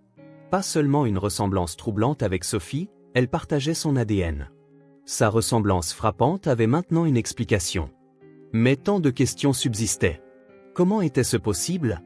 Comment n'avait-il jamais su qu'Elisa existait? Nathan se passa une main sur le visage, essayant d'organiser ses pensées. Il avait besoin de réponses. Il descendit au sous-sol, où il gardait de vieilles archives. Des boîtes soigneusement étiquetées par année contenaient des documents, des contrats, des déclarations d'impôts ou les traces méticuleuses de sa vie. Peut-être y aurait-il quelque chose, un indice expliquant l'inexplicable. La recherche dura des heures. Il compulsa des documents poussiéreux, examina des relevés financiers, feuilleta de vieux albums photos. Il était sur le point d'abandonner quand il trouva un dossier simplement marqué « Personnel, 2016 ». À l'intérieur se trouvaient divers documents relatifs à des travailleurs temporaires qui avaient été employés chez lui. Un nom sauta aux yeux, Mara Cardoso. Un frisson parcourut Nathan. Ce nom déclencha un souvenir dormant, une jeune femme aux cheveux noirs et aux yeux intenses, engagée pour un travail à court terme d'organisation de sa bibliothèque après une rénovation. Il ferma les yeux, laissant le souvenir prendre forme. Mara avait travaillé à la maison pendant quelques mois. Elle était instruite, avait un léger accent qu'il n'avait jamais pu situer. Elle parlait avec passion de littérature. Elle avait un rire comme une musique. À l'époque, Nathan était marié à Clara, mais le mariage n'était au mieux qu'une formalité. Clara était toujours absente, des engagements de voyage, vivant une vie séparée de la sienne. La solitude rapprocha Nathan et Mara. Les conversations dans la bibliothèque se transformèrent en dîners tardifs, qui se transformèrent en une liaison discrète qui dura quelques semaines. Maintenant, le souvenir était brutal, et il sentit un poids qu'il ne savait pas porter. Mara s'était présentée à son bureau un jour de pluie. Elle avait l'air pâle, nerveuse, des cernes sous les yeux. « Je suis enceinte », avait-elle dit, sans accusation ni exigence. Et lui? Nathan sentit la honte en se rappelant sa réaction. Au lieu de prendre ses responsabilités, il avait paniqué. Son mariage, sa carrière, sa vie soigneusement ordonnée, tout était menacé par cette révélation inattendue. Il lui avait offert de l'argent, beaucoup d'argent, pour résoudre le problème. Quand Mara avait refusé, disant qu'elle n'avorterait pas, il lui en avait offert plus pour qu'elle disparaisse, pour garder son secret, pour élever l'enfant loin de sa vie. Mara avait accepté l'argent et était partie le lendemain. Nathan avait enfoui l'épisode profondément dans sa mémoire, accumulant des couches de déni par-dessus. Des mois plus tard, quand Clara annonça qu'elle était enceinte, il s'y était accroché comme à une seconde chance, oubliant tout de Mara et de l'enfant qu'elle portait. Sophie était née, et Nathan était tombé amoureux de sa fille instantanément. Quand Clara demanda le divorce 3 ans plus tard, il ne se battit que pour la garde de Sophie, qu'il obtint facilement. Clara n'avait jamais montré beaucoup d'intérêt maternel. Maintenant, assis dans le sous-sol poussiéreux, Nathan affrontait la terrible vérité. Mara avait donné naissance à l'enfant, Elisa. Sa fille biologique, qui, pour une raison inexplicable, ressemblait presque exactement à Sophie. « Je l'ai laissée partir », murmura-t-il pour lui-même, la voix épaisse de culpabilité et de regret. Il ne pouvait plus dormir. Il remonta à son bureau, fouillant dans ses contacts pour un numéro qu'il utilisait rarement, Michael Keegan, un détective privé qu'il avait engagé pendant le divorce. Il était presque 3 heures du matin quand il composa le numéro. Michael répondit, la voix ensommeillée. Keegan. Michael, c'est Nathan Wells. Je sais qu'il est tard, mais c'est urgent. J'ai à nouveau besoin de vos services.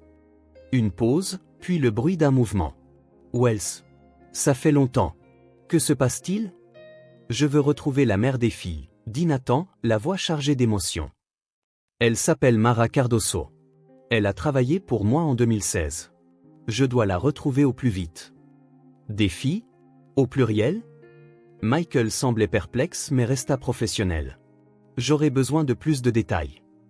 Nathan fournit tout ce dont il se souvenait, l'apparence de Mara, son âge approximatif, le mois où elle avait travaillé pour lui, le montant d'argent qu'il lui avait transféré. Je commence immédiatement, l'assura Michael. Si elle est toujours dans le pays, je la trouverai. L'argent n'est pas un problème, insista Nathan. Trouvez-la, c'est tout. C'est plus important que vous ne le pensez.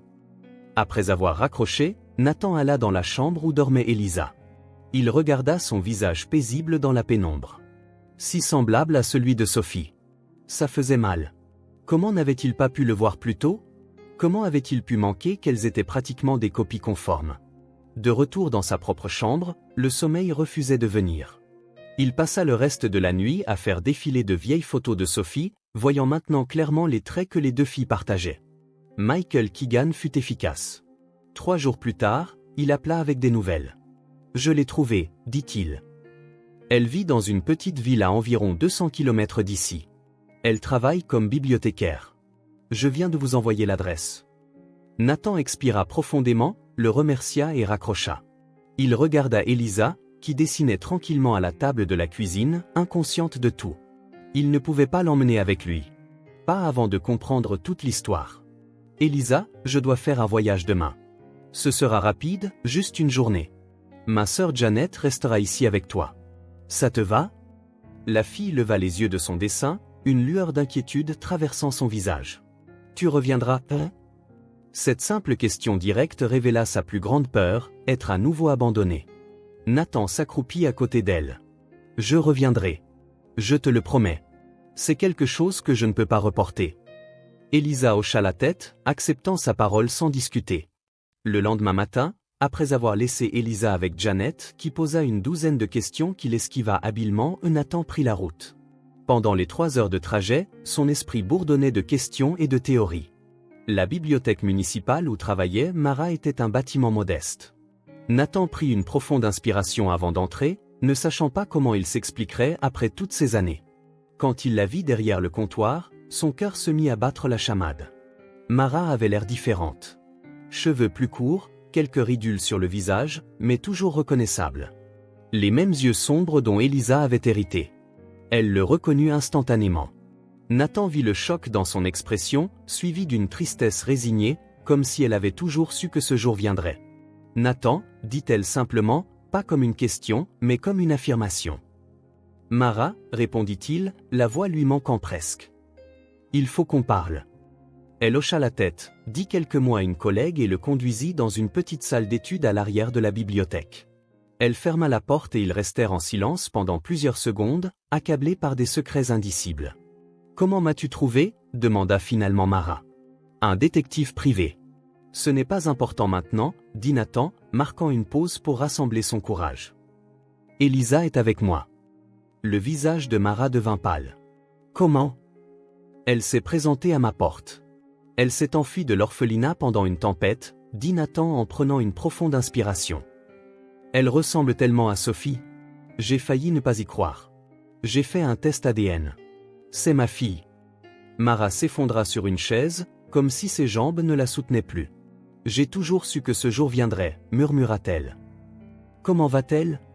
Tout bien considéré, elle va bien. Nathan la regarda dans les yeux. Mara, j'ai besoin de comprendre. Pourquoi Elisa était-elle dans un orphelinat? Et pourquoi ressemble-t-elle autant à Sophie? Mara jeta un coup d'œil à la petite fenêtre de la salle d'études. Quand j'ai quitté ta maison, j'étais enceinte de jumelles, commença-t-elle, la voix calme et ferme.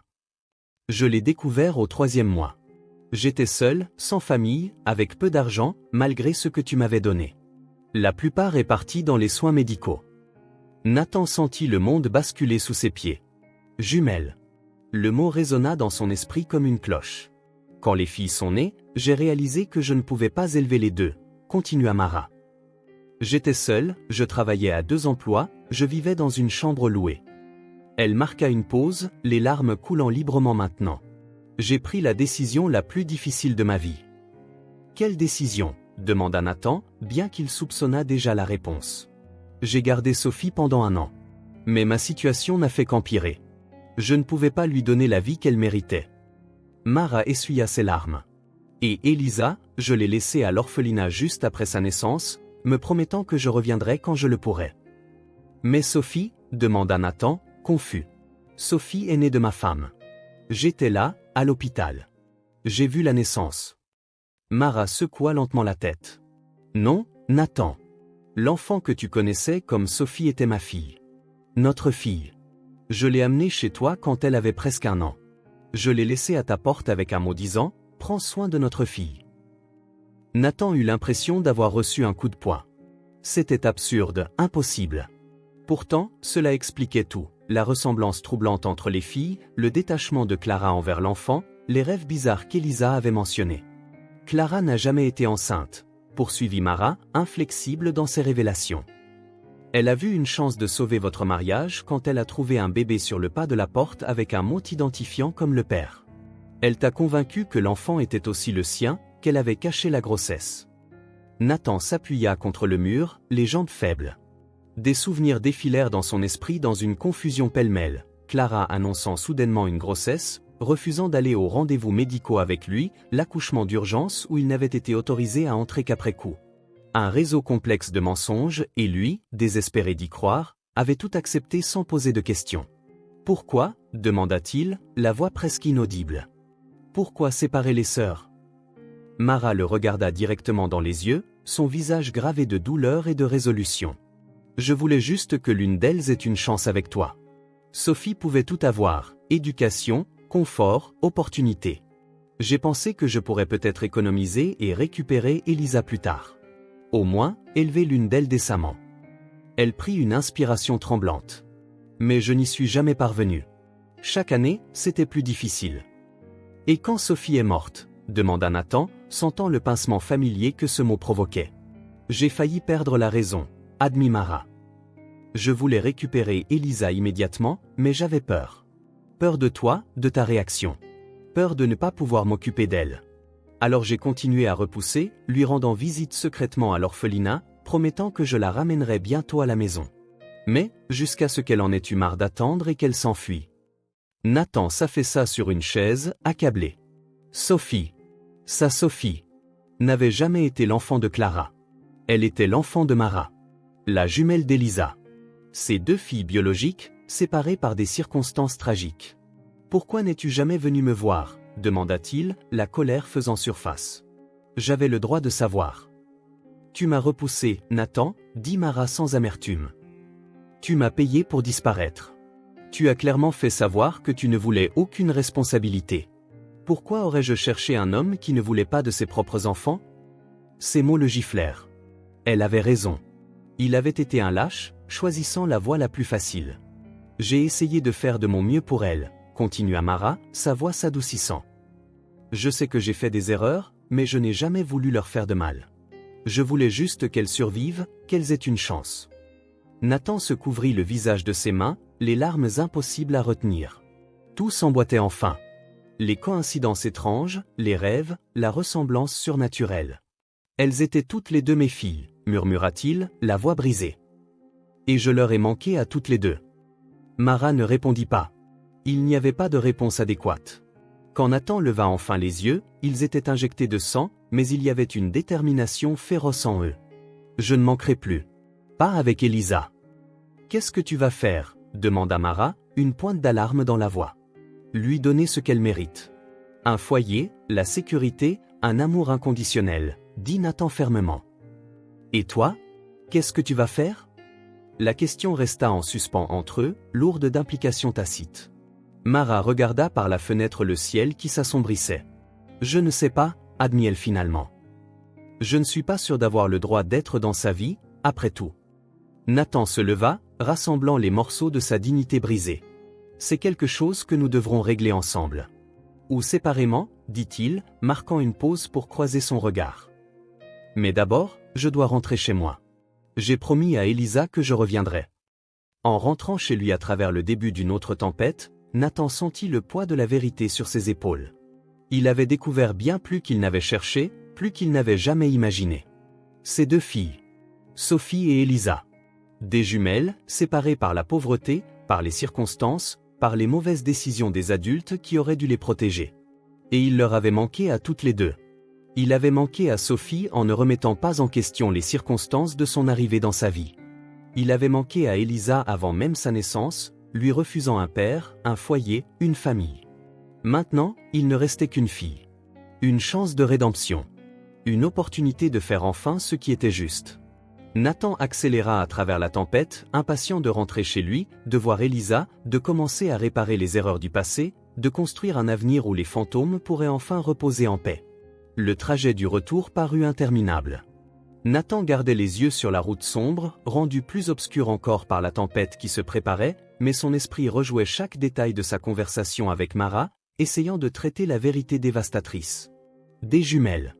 Sophie et Elisa étaient des jumelles. Ses filles, toutes les 2. L'une était partie pour toujours, et l'autre avait passé des années dans un orphelinat, ignorant qu'elle avait un père, une sœur, une histoire. Quand il atteignit enfin sa maison, il faisait nuit. Les lumières du salon brillaient, projetant des ombres dansantes sur le jardin de devant. Nathan resta quelques instants dans la voiture, réorganisant ses pensées, se préparant à affronter Janet et ses questions inévitables. Plus que cela, se préparant à affronter Elisa.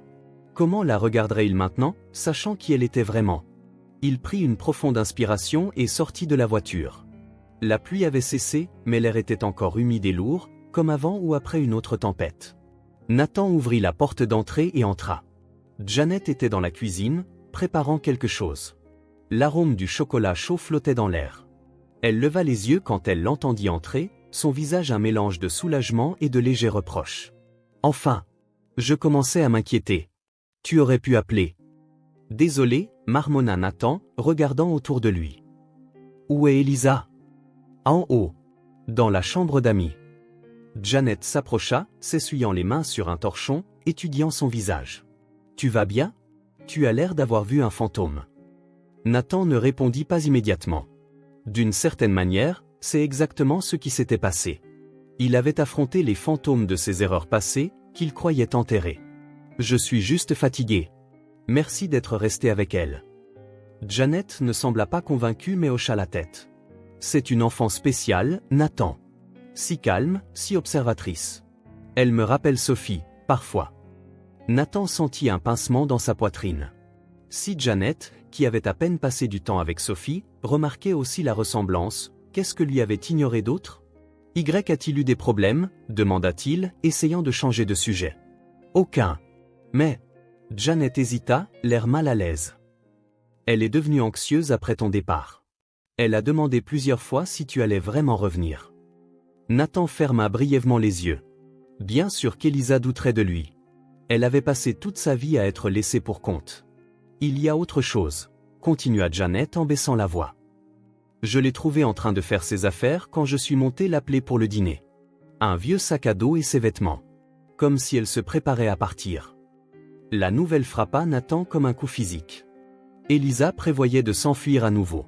Peut-être craignait-elle qu'une fois partie, elle n'ait plus de raison de rester. Ou peut-être ne croyait-elle simplement pas qu'un lieu ou une personne puisse rester dans sa vie. Je dois lui parler, dit Nathan en se dirigeant vers les escaliers. Ça te dérange d'attendre ici quelques minutes? Janet hocha la tête, l'air inquiète, mais ne posa plus de questions. Nathan monta lentement les marches, chacune semblant alourdie par le fardeau de tout ce qu'il avait appris. Qu'allait-il dire à Elisa? Comment pourrait-il expliquer la vérité? Devait-il tout déballer maintenant, ou attendre qu'elle se sente plus en sécurité? Quelle quantité de vérité un enfant pouvait-il supporter? Il s'arrêta à la porte de la chambre d'amis, écoutant le silence à l'intérieur. Il frappa doucement. « Elisa, c'est moi. Puis-je entrer ?»« D'accord, » vint la petite voix après une brève pause. Nathan ouvrit la porte et la trouva assise sur le bord du lit. Elle était en effet en train de faire ses affaires, comme Janet l'avait dit. Le vieux sac à dos qu'elle avait apporté lors de cette tempête était ouvert sur le lit, contenant ses quelques possessions. Elle tenait le pyjama de Sophie, celui qu'elle aimait porter. « Tu es revenu, » dit Elisa, une affirmation, pas une question. Il y avait du soulagement dans sa voix, mais aussi une tristesse gardée, comme si elle était prête à ce que tout s'effondre à tout moment. « Je l'avais promis, » répondit Nathan en s'approchant.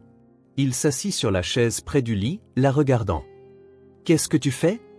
Elisa regarda le sac à dos, puis de nouveau vers lui, serrant toujours le pyjama. Je fais mes affaires, dit-elle simplement.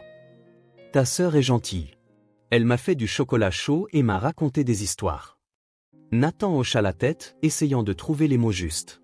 Elisa continua avant qu'il ne puisse parler. Tu as été bon avec moi. Mais tu n'as pas à me garder ici. Cette phrase, prononcée avec une telle résignation, brisa le cœur de Nathan. Il reconnut dans sa voix les années d'habitude à ne rien attendre, à ne rien demander, à ne croire en rien. Un enfant ne devrait pas paraître si résigné. Nathan se leva de la chaise et s'agenouilla devant elle, à hauteur de ses grands yeux sombres. Les yeux de Sophie. Les yeux de Mara. Elisa. Regarde-moi, dit-il doucement. Elle leva son regard, un mélange d'espoir et de peur y scintillant. Tu ne vas nulle part, lui dit Nathan, chaque mot débordant de certitude. Tu es ma fille. Le visage d'Elisa se figea d'incrédulité.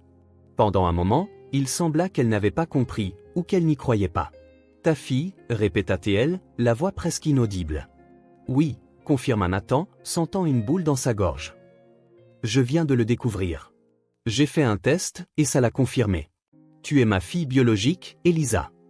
Elle continua de le fixer, les yeux maintenant remplis de larmes. Sa bouche s'ouvrit une fois, 2 fois, mais aucun mot ne sortit. Je sais que c'est beaucoup à encaisser, continua Nathan doucement. Il y a une histoire compliquée derrière tout ça, que je t'expliquerai petit à petit. Mais la partie la plus importante, c'est ça, tu es ma fille, et ceci est ta maison maintenant. Si tu le veux. Cette dernière barrière céda. Une larme coula, puis une autre, et soudain Elisa sanglotait ouvertement, de profonds sanglots qui semblaient venir d'un endroit ancien et blessé en elle. Elle laissa tomber le pyjama et tomba pratiquement dans les bras de Nathan, le serrant avec une force surprenante. Nathan l'enveloppa de ses bras, sentant ses larmes chaudes tremper sa chemise. Il pleurait aussi maintenant, n'essayant même pas de s'arrêter. C'était un genre de pleurs différent de ceux qu'il avait eus toute l'année. Pas seulement pour la perte, mais pour les retrouvailles, pour avoir trouvé quelqu'un. « J'ai un papa ?» demanda Elisa entre 2 sanglots, la voix étouffée contre sa poitrine. « Un vrai ?»« Un vrai ?» assura Nathan en lui caressant les cheveux. « Et je ne vais nulle part. Plus jamais. » Ils restèrent ainsi pendant plusieurs minutes, tous deux accrochés l'un à l'autre, les larmes se calmant progressivement. Quand ils se séparèrent enfin, les yeux d'Elisa étaient rouges, mais un sourire timide commençait à se former sur ses lèvres. « Et maintenant ?» demanda-t-elle. « Maintenant, nous prenons les choses une étape à la fois, dit Nathan. D'abord, rangeons ce sac à dos. Tu n'en as plus besoin. » Elisa jeta un coup d'œil au vieux sac sur le lit, après un moment d'hésitation, le ferma et le mit de côté. Un geste symbolique, comme fermer un chapitre de sa vie. Ensuite, je crois qu'il y a du chocolat chaud qui nous attend en bas, continua Nathan en se levant et en lui offrant la main. Et demain, nous commencerons le processus pour tout officialiser. Elisa prit sa main, ses yeux plus calmes maintenant, comme si un lourd fardeau avait été levé de ses petites épaules. Dans les semaines qui suivirent, Nathan navigua dans la bureaucratie des procédures d'adoption. Il expliqua la situation aux autorités, du moins en partie. Le test ADN ouvrit de nombreuses portes, bien que les circonstances inhabituelles soulevassent quelques sourcils. L'histoire d'abandon d'Elisa, son long séjour à l'orphelinat sans adoption, et maintenant la révélation de son père biologique nécessitèrent des ajustements aux règles standards. Mara assista également aux audiences, confirmant qu'elle était la mère biologique et signant les documents pour renoncer à la garde au profit de Nathan. Des visites entre elle et Elisa furent organisées, avec un accompagnement professionnel, commençant par de brèves rencontres supervisées. C'était un processus délicat, rempli d'émotions complexes pour tout le monde. Un matin clair d'automne, près de 2 mois après l'arrivée d'Elisa, Nathan l'emmena au tribunal pour l'audience finale d'adoption.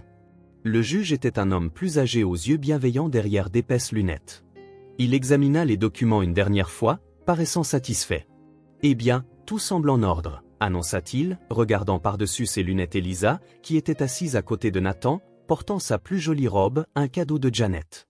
« Nous devons juste finaliser quelques détails. » Un greffier s'approcha avec les formulaires finaux. « Nom complet de l'enfant ?» demanda-t-elle, stylo en main. Un bref silence. Nathan regarda Elisa, lui donnant la chance de répondre. Elisa sourit, un sourire éclatant et confiant, libre de l'hésitation qui avait autrefois marqué son visage. Eliza Wells, dit-elle sans hésitation. Le greffier nota le nom, mais le juge remarqua quelque chose. « Voulez-vous un deuxième prénom, mademoiselle Wells » demanda-t-il gentiment. Eliza regarda Nathan, puis le juge, et répondit finalement « Eliza Sophie Wells ». Nathan sentit à nouveau les larmes monter, mais cette fois, il les laissa couler. D'une manière ou d'une autre, cela semblait juste. Un hommage à la sœur qu'Eliza n'avait jamais connue, mais avec qui elle partageait plus que de l'ADN. Quand ils quittèrent le palais de justice, les papiers d'adoption définitifs sous le bras de Nathan, le soleil d'automne baignait la ville d'une lumière dorée. Eliza sautillait à côté de lui, plus excitée qu'il ne l'avait jamais vue, répétant son nouveau nom complet comme si c'était un sortilège magique. Eliza Sophie Wells. Eliza Sophie Wells. Scandait-elle en serrant la main de Nathan. En la regardant, Nathan pensa à tout ce qu'ils avaient enduré pour arriver à ce jour. Douleur, perte, secret. Mais aussi des retrouvailles inattendues, des découvertes, des secondes chances. Maintenant, Eliza avait un nom. Un nom portant son histoire, son identité, son appartenance. Elle avait un foyer, pas seulement un toit au-dessus de sa tête, mais un endroit où elle comptait, où elle était spéciale. Et elle avait un père. Quelqu'un qui l'avait choisi, malgré toutes les complications et les cicatrices. « Où allons-nous maintenant, papa » demanda Eliza, le mot « papa » encore nouveau sur sa langue, prononcé avec un soin presque révérencieux. Nathan sourit doucement, lui serrant la main. « À la maison, Eliza. Nous rentrons à la maison. » L'hiver arriva, plus doux cette année-là. Les jours étaient encore courts et frais, mais le soleil perçait plus souvent, faisant fondre la légère couche de neige sur les pelouses et les toits. C'était comme si même le temps coopérait à ce nouveau commencement qui se déroulait chez les Wells. 3 mois s'étaient écoulés depuis l'adoption officielle d'Eliza. 3 mois d'ajustement, de découverte et de victoire quotidienne. Nathan l'avait inscrite dans une école locale, où elle révéla un esprit vif et curieux, absorbant les connaissances avec une faim qui surprenait ses professeurs. À la maison, elle occupait désormais son propre espace, non plus la chambre d'amis, mais une chambre décorée en vert tendre, avec des étagères pour les livres et un bureau pour dessiner. L'ancienne salle de jeu, autrefois le domaine exclusif de Sophie, était devenue un espace partagé où passé et présent coexistaient paisiblement. Avec le temps, les souvenirs trouvèrent leur juste place, ni si douloureux qu'ils étouffaient, ni si cachés qu'ils disparaissaient, simplement une partie de l'histoire qui les avait amenés ici. Ce dimanche matin, au petit déjeuner, Nathan réalisa que l'anniversaire de Sophie approchait, la semaine suivante. Il n'en avait pas parlé à Eliza, incertain de la façon dont la date les affecterait tous les deux. L'année précédente avait été consumée par le chagrin, l'idée de célébrer semblait presque sacrilège. Eliza remarqua son expression distante et pencha la tête, curieuse. « Tu penses à quelque chose ?» observa-t-elle, non pas comme une question, mais comme une affirmation. Au cours des derniers mois, elle était devenue remarquablement douée pour lire ses humeurs. Nathan hésita.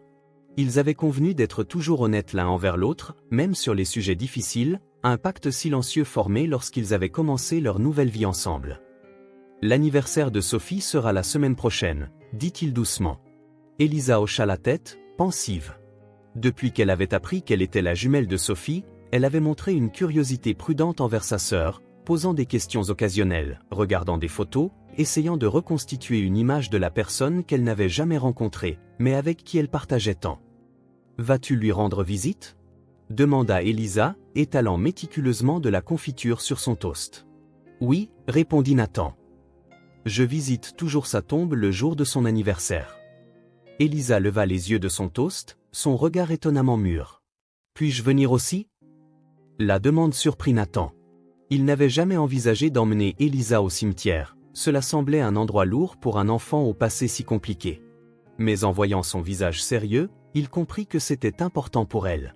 « Es-tu sûr ?» demanda-t-il, lui laissant la possibilité de changer d'avis. Eliza hocha fermement la tête. « C'était ma sœur, dit-elle simplement. Je n'ai jamais pu la rencontrer, mais j'aimerais au moins lui dire bonjour. » Nathan sentit son cœur se réchauffer. Malgré tout ce qu'elle avait enduré ou l'abandon, la solitude, la dureté de l'orphelinat, Eliza avait une capacité remarquable d'empathie et de bienveillance. « Dans ce cas, nous irons ensemble, » accepta-t-il. Le jour de l'anniversaire de Sophie, ils se levèrent tôt. Le ciel était d'un bleu profond, sans nuages. Nathan aida Eliza à s'emmitoufler contre le froid, superposant les vêtements pour la chaleur. Ils ne parlèrent pas beaucoup, mais le silence était respectueux, comme s'ils se préparaient à quelque chose d'important. En chemin, ils s'arrêtèrent chez un fleuriste. Nathan était prêt à acheter son bouquet habituel de lys blanc, mais Elisa s'arrêta devant un seau rempli de tournesols éclatants. « Sophie aimait ça ?» demanda-t-elle en touchant un pétale jaune vif. « C'était ses préférés », confirma Nathan, surpris qu'Elisa les ait choisis. Elle disait que c'étaient des fleurs joyeuses, parce qu'elles suivaient toujours le soleil. Elisa esquissa un petit sourire significatif. « Je veux lui apporter un tournesol, s'il te plaît. » Nathan acheta un tournesol pour Elisa et garda ses lys habituels. En se rendant au cimetière, il remarqua avec quelle précaution elle tenait la fleur, comme si elle était fragile et précieuse. Le cimetière était calme ce matin-là, avec seulement quelques visiteurs marchant parmi les pierres tombales. Nathan conduisit Elisa le long d'un sentier familier, sous de vieux chênes, jusqu'à une section pour enfants. La tombe de Sophie était simple, une pierre de marbre poli portant son nom, ses dates de naissance et de décès, et l'inscription « Fille bien-aimée, à jamais dans nos cœurs ». Nathan sentit le serrement familier dans sa poitrine en voyant son nom, mais cette fois, la douleur ne le consuma pas. Il regarda Elisa s'approcher de la tombe avec précaution, comme dans un lieu sacré. Elle s'agenouilla sur l'herbe et plaça doucement le tournesol sur la pierre tombale. Elle resta silencieuse un moment, la tête légèrement inclinée, comme dans une conversation privée, inaudible pour le reste du monde. Nathan resta quelques pas en arrière, lui laissant de l'espace. Il vit Elisa tracer les lettres du nom de Sophie du bout des doigts. Puis, d'une voix claire mais douce, elle parla « Merci d'avoir gardé ma place ». 5 mots simples et pourtant chargés de sens. Les larmes emplirent les yeux de Nathan, mais ce n'étaient pas des larmes purement tristes. Il y avait quelque chose de profondément juste dans ce moment, comme si un cercle s'était enfin refermé. Elisa se leva et revint vers lui, sans un mot. Elle lui offrit sa petite main. Nathan la prit et la serra doucement. Puis, regardant l'enfant que le destin avait ramené dans sa vie, cette seconde chance à laquelle il n'avait jamais cru mériter, Nathan sourit. Un sourire sincère, libre, libéré de la culpabilité qui l'avait accablé. Pour la première fois depuis un an, son sourire atteignit ses yeux. Ils restèrent là un moment, main dans la main. Père et fille, unis par le souvenir de celle qu'ils avaient perdue et la gratitude pour ce qu'ils avaient trouvé. Le tournesol éclatant se détachait sur le marbre blanc, comme un petit soleil personnel éclairant le chemin vers l'avenir qu'ils construiraient ensemble. Quand ils quittèrent enfin le cimetière, le soleil était haut dans le ciel. Nathan remarqua qu'Elisa marchait différemment, des pas plus légers, les épaules détendues, comme si elle avait laissé un fardeau derrière elle. « Ça va ?» demanda-t-il en lui ouvrant la portière de la voiture. Elisa réfléchit un instant, puis hocha la tête. « Ça va » répondit-elle simplement. « Je me sens complète maintenant. » Sur le chemin du retour, ils voyagèrent dans un silence confortable, Nathan jetant des regards occasionnels à la fille à côté de lui. Il pensa à toutes les coïncidences, les choix et les accidents qui avaient mené à ce moment. Comment la vie pouvait être à la fois cruelle et généreuse, prenant d'une main tout en donnant de l'autre. La maison qui les attendait n'était plus un mausolée de souvenirs douloureux, ni quelque chose d'entièrement nouveau, dépourvu d'histoire. C'était mieux, un foyer où passé et présent trouvaient un moyen de coexister, où les fantômes ne hantaient plus mais gardaient, où la vie continuait son cycle imparfait et merveilleux. Elisa alluma la radio et une douce mélodie emplit la voiture. Nathan sourit à nouveau, plus facilement cette fois, comme un muscle se souvenant comment bouger après une longue désuétude. Pour la première fois depuis un an, l'avenir ne semblait plus être un paysage aride et intimidant, mais un chemin qui valait la peine d'être parcouru. Ensemble. Le printemps arriva en force, reflétant la renaissance à l'intérieur de la maison Wells. La visite au cimetière marqua un tournant pour Nathan et Elisa. Pas une fin, mais un nouveau commencement. Quelque chose avait changé entre eux, une barrière invisible s'était désintégrée, permettant à tous deux de respirer plus librement. Elisa s'épanouissait à l'école, se faisant lentement des amis, à son rythme prudent. Nathan retourna au bureau 3 jours par semaine, équilibrant sa carrière et sa paternité. Parfois, Mara venait en visite le dimanche. Sa relation avec Elisa restait compliquée, pleine d'émotions contradictoires, mais à chaque visite, de petits ponts se construisaient. La maison qui avait autrefois l'air d'un mausolée rayonnait maintenant de vie. Des rires résonnaient dans les couloirs, la cuisine tombait rarement dans le silence, il y avait toujours un repas en préparation, et Nathan découvrit qu'il aimait cuisiner, surtout quand Elisa était perchée sur un tabouret, le regardant, posant des questions ou suggérant des ingrédients avec sa logique enfantine. Un seul espace restait intact, la chambre de Sophie. Depuis le jour où Elisa l'avait explorée et trouvé la photo, la porte était restée fermée. Non pas verrouillée ou interdite, juste respectueusement close, comme si tous deux comprenaient que cette pièce avait besoin de son propre temps pour se transformer. Nathan y songeait souvent. La chambre d'Elisa, l'ancienne chambre d'amis, avait été redécorée et personnalisée, mais elle était petite. La chambre de Sophie était plus grande, plus lumineuse, avec une fenêtre donnant sur le jardin. Elle serait parfaite pour une enfant en pleine croissance. Pourtant, il hésitait, ne sachant pas si Elisa s'y sentirait à l'aise, ne sachant pas si lui-même était prêt. Un samedi après-midi ensoleillé, alors que Nathan rangeait des livres sur l'étagère du salon, Elisa apparut à ses côtés, silencieusement. Elle avait toujours cette habitude, s'approchant doucement avant de poser une question importante. « Qu'y a-t-il » demanda Nathan, reconnaissant les signes. Elisa se mordit la lèvre inférieure, un geste qu'elle faisait lorsqu'elle rassemblait son courage. « Puis-je te poser une question difficile » Nathan s'agenouilla pour être à sa hauteur. « Bien sûr, tu peux me demander n'importe quoi. » Elle prit une profonde inspiration. Pourquoi sa chambre est-elle toujours fermée? Est-ce parce que ça te fait trop mal de la voir? Direct, sans détour. Typique d'Elisa. Au cours des mois où ils avaient vécu ensemble, Nathan avait appris qu'elle abordait les sujets difficiles de front, sans l'enrobage que les adultes appliquent souvent pour les enfants. Au début, c'était ça, répondit-il honnêtement. Ça faisait très mal de voir ses affaires, de me souvenir qu'elle ne reviendrait pas. Et maintenant? Nathan réfléchit un instant. Maintenant, c'est plus compliqué. Ce n'est plus cette douleur vive. C'est ne pas savoir exactement quoi faire de cet espace. Comment honorer sa mémoire tout en continuant d'avancer? Elisa hocha la tête, accueillant ses paroles avec un sérieux qui le surprenait souvent. J'ai rêvé de cette chambre la nuit dernière, confia-t-elle. Elle était remplie de soleil et quelqu'un y jouait. Mais je ne pouvais pas voir qui. Un frisson parcourut Nathan. Les rêves d'Elisa l'intriguaient toujours, surtout quand Sophie y était impliquée. « Voudrais-tu revoir la chambre » demanda-t-il, l'idée se formant au moment où il parlait. Elle hocha la tête tranquillement. Ensemble, ils montèrent les escaliers, leurs pas résonnant sur le bois poli. Ils s'arrêtèrent devant la porte fermée, une barrière physique et émotionnelle séparant le passé du présent. Nathan prit une profonde inspiration et tourna la poignée, ouvrant lentement la porte. La lumière de l'après-midi filtrait à travers les rideaux entr'ouverts, baignant la pièce d'une chaude lueur dorée. L'air semblait légèrement renfermé, mais pas oppressant, juste l'immobilité d'un lieu attendant patiemment des visiteurs. Elisa plana sur le seuil, comme si elle attendait une permission explicite pour entrer. Nathan s'écarta, l'invitant silencieusement. Elle entra avec précaution, une fois de plus avec cette révérence silencieuse de quelqu'un entrant en terre sainte. La pièce avait l'air exactement comme avant. La couette à licorne sur le lit, la bibliothèque remplie des titres et bibelots préférés de Sophie, le tapis moelleux, le petit bureau près de la fenêtre. Sophie était présente dans chaque coin, chaque choix de couleur, chaque objet. Elisa se déplaça doucement, touchant des objets comme lors de sa première visite. Mais cette fois, quelque chose était différent dans son expression. Pas seulement de la curiosité, mais de la reconnaissance, une familiarité qui ne devrait pas être possible pour quelqu'un qui avait à peine passé du temps ici. Elle s'arrêta près de la fenêtre, contemplant le jardin où les premières fleurs de printemps commençaient à éclore.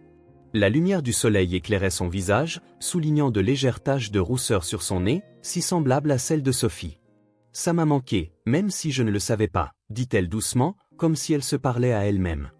Nathan s'approcha, se tenant à côté d'elle. « Que veux-tu dire » Elisa fronça les sourcils, cherchant les mots justes. C'est comme quand on a vraiment soif, mais qu'on ne s'en rend compte qu'en prenant cette première gorgée d'eau. Elle marqua une pause. Je n'ai jamais eu d'endroit comme ça. Mais c'est comme si mon cœur s'en souvenait. La profondeur simple de ces mots serra à nouveau la poitrine de Nathan. Ce sentiment étrange que les jumelles partageaient quelque chose au-delà du physique, un lien qu'ils ne saisiraient peut-être jamais complètement. Ou peut-être était-ce simplement le désir naturel d'Elisa d'avoir un foyer. Quoi qu'il en soit, il se sentit humble. Cette chambre t'appartient aussi, dit Nathan, les mots venant facilement. Elisa se tourna vers lui, les yeux interrogateurs. Vraiment? Mais, et ses affaires? Nous pouvons en ranger certaines et en garder d'autres, expliqua-t-il. Cet espace peut honorer Sophie tout en étant ta chambre maintenant. Je pense qu'elle aimerait ça. Un sourire timide se dessina sur les lèvres d'Elisa. Puis-je dormir ici ce soir? Bien sûr, acquiesça Nathan. Nous pouvons emménager tes affaires petit à petit. Nous pouvons remodeler cette pièce ensemble. Elisa hocha la tête, satisfaite de la suggestion. Elle se dirigea vers le lit et s'assit sur le bord, passant la main sur la couette à licorne. « Puis-je rester ici seule un petit moment ?» demanda-t-elle. « Juste pour voir ce que ça fait. » « Bien sûr, » répondit Nathan, comprenant son besoin de tout traiter à sa manière.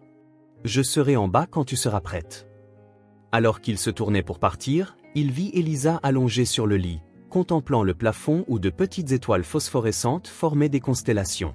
La scène semblait si juste, comme une pièce manquante d'un puzzle qui se met enfin en place. S'arrêtant dans le couloir, Nathan jeta un coup d'œil à la porte ouverte. La lumière du soleil entrait maintenant librement, illuminant un espace qui était resté trop longtemps dans l'ombre. Tout comme son cœur. Il descendit, ressentant une étrange légèreté. C'était comme si la maison était enfin entière. Pas la même qu'avant, rien ne serait plus jamais pareil, mais entière d'une nouvelle manière, débordant de possibilités qu'il n'avait pas imaginées. Dans la cuisine, il commença à préparer le dîner, entendant le craquement occasionnel du plancher au-dessus, où Elisa se déplaçait sur son nouveau territoire. De temps en temps, il entendait son doux rire flotter jusqu'à lui, comme une musique. La pièce qui n'avait contenu que silence et souvenirs rayonnait à nouveau de vie. Une pièce remplie de lumière, émergeant des ombres du deuil et entrant dans la clarté de l'espoir. Tout comme eux. L'été arriva avec de longues journées et un ciel bleu apparemment infini. Une année s'était écoulée depuis cette nuit orageuse où Elisa avait frappé à la porte de Nathan. Une année de transformation, de découverte, et de petits et grands pas vers la guérison. Une année qui semblait à la fois fugace et comme une vie entière. La maison qui n'avait autrefois contenu que silence et absence débordait maintenant de vie. Chaque pièce était, d'une manière ou d'une autre, renouvelée. L'ancienne chambre de Sophie, désormais partagée avec Elisa, contenait des éléments des deux filles. Les livres bien-aimés que Sophie avait laissés, alignés à côté des dessins colorés d'Elisa, la couette à licorne était toujours sur le lit, mais maintenant rejointe par de nouvelles peluches. Les murs, autrefois rose pâle, arboraient désormais un panneau peint d'étoiles que Nathan et Elisa avaient créé lors d'un week-end pluvieux. La salle de jeu n'était plus un musée figé. Les jouets, désormais régulièrement éparpillés et réorganisés, revivaient véritablement entre les mains d'un enfant. La cuisine restait rarement silencieuse. Si elle était vide, elle portait encore l'arôme d'un repas partagé. Un dimanche matin, Nathan se réveilla au son familier des pieds nus d'Elisa courant dans le couloir. Il sourit avant même d'ouvrir les yeux. C'était le nouveau rythme de la maison. Commencer la journée avec énergie, détermination et enthousiasme pour ce qui allait arriver, plutôt qu'attendu par la douleur de ce qui avait été perdu. Il descendit et trouva Elisa déjà dans la cuisine, essayant d'atteindre les boîtes de céréales sur l'étagère du haut. « Bonjour » dit-il en bâillant. « Besoin d'aide » Elisa se tourna avec un grand sourire, ses cheveux en désordre, un halo sombre autour de son visage. Elle avait grandi de quelques centimètres au cours des derniers mois, et ses yeux brillaient désormais d'un éclat constant qui n'était pas là auparavant. Ce regard d'une enfant qui se sent en sécurité, aimée, chez elle. « Je voulais des céréales, mais je pensais aussi faire du pain aujourd'hui », annonça-t-elle, comme si elle révélait un plan magistral. « Comme tu m'as appris. »« Ça me semble une excellente idée », approuva Nathan en lui tendant la boîte de céréales. « Mais petit déjeuner d'abord. » Ils mangèrent ensemble, parlant des plans de la journée. C'était comme ça maintenant, toujours, des emplois du temps simples, des attentes partagées, une routine surparsemée de petites aventures. « Puis-je jouer dans le jardin plus tard ?» demanda Elisa en aidant à débarrasser les bols vers l'évier. « Bien sûr, » répondit Nathan. « Pendant que tu joues, je commencerai à préparer la pâte. » Peu de temps après, Elisa sortit dans le jardin. Nathan la regarda par la fenêtre de la cuisine pendant qu'il mesurait la farine. Le jardin autrefois négligé était maintenant animé, plein de fleurs colorées et même d'un petit potager qu'ils entretenaient ensemble. Elisa filait sur l'herbe, poursuivant des papillons ou peut-être des créatures imaginaires. Elle avait construit ce qu'elle appelait un fort sous le vieux pommier. Des draps tendus sur des branches basses formaient une cachette parfaite pour des aventures solitaires ou lorsque ses quelques nouveaux amis fidèles de l'école venaient. Nathan finit de pétrir la pâte et la mit de côté pour qu'elle lève, la couvrant d'un torchon propre. Il sortit sur le porche, s'installant dans le fauteuil à bascule qu'il avait récemment installé. De là, il pouvait regarder Elisa jouer, perdue dans un monde mi-réel, mi-imaginaire. La lumière du soleil filtrait à travers les feuilles du pommier, créant des motifs changeants sur le visage d'Elisa alors qu'elle se concentrait sur l'arrangement de pierres en cercle, construisant peut-être quelque chose d'important dans son esprit. Parfois, elle parlait à voix haute, peut-être à elle-même ou à des compagnons invisibles. Nathan soupçonnait qu'elle discutait occasionnellement avec Sophie, bien qu'Elisa ne l'ait jamais dit ouvertement. La scène devant lui, le jardin vibrant, la petite fille absorbée, la maison confortable derrière, emplit Nathan d'un sentiment de plénitude qu'il n'aurait jamais cru possible après la mort de Sophie. Ce n'était pas le même bonheur qu'il avait connu autrefois, ce ne serait plus jamais exactement cela. C'était quelque chose d'autre, de plus profond, plus conscient de sa propre fragilité. Une joie qui portait le souvenir de la douleur, mais qui choisissait chaque jour d'avancer malgré tout. La maison respirait maintenant. Chaque pièce avait retrouvé sa véritable fonction, abriter la vie, pas seulement préserver des souvenirs. Les sons d'Elisa, ses pas, ses rires, même ses explosions occasionnelles, avaient banni le silence oppressant. Les couleurs étaient revenues aussi. Pendant son année de deuil, Nathan avait été presque daltonien, voyant le monde en gris. Maintenant, il voyait les fleurs dans le jardin, les dessins vibrants d'Elisa sur le réfrigérateur, la lumière dorée des fins d'après-midi sur les murs du salon. Et les odeurs, l'odeur du pain frais qui allait bientôt emplir la cuisine, l'arôme des biscuits qu'ils cuisaient ensemble le dimanche, le parfum des fleurs qu'Elisa insistait pour cueillir et placer dans de petits vases autour de la maison, même l'odeur terreuse de l'herbe accrochée à ses vêtements quand elle rentrait de jouer.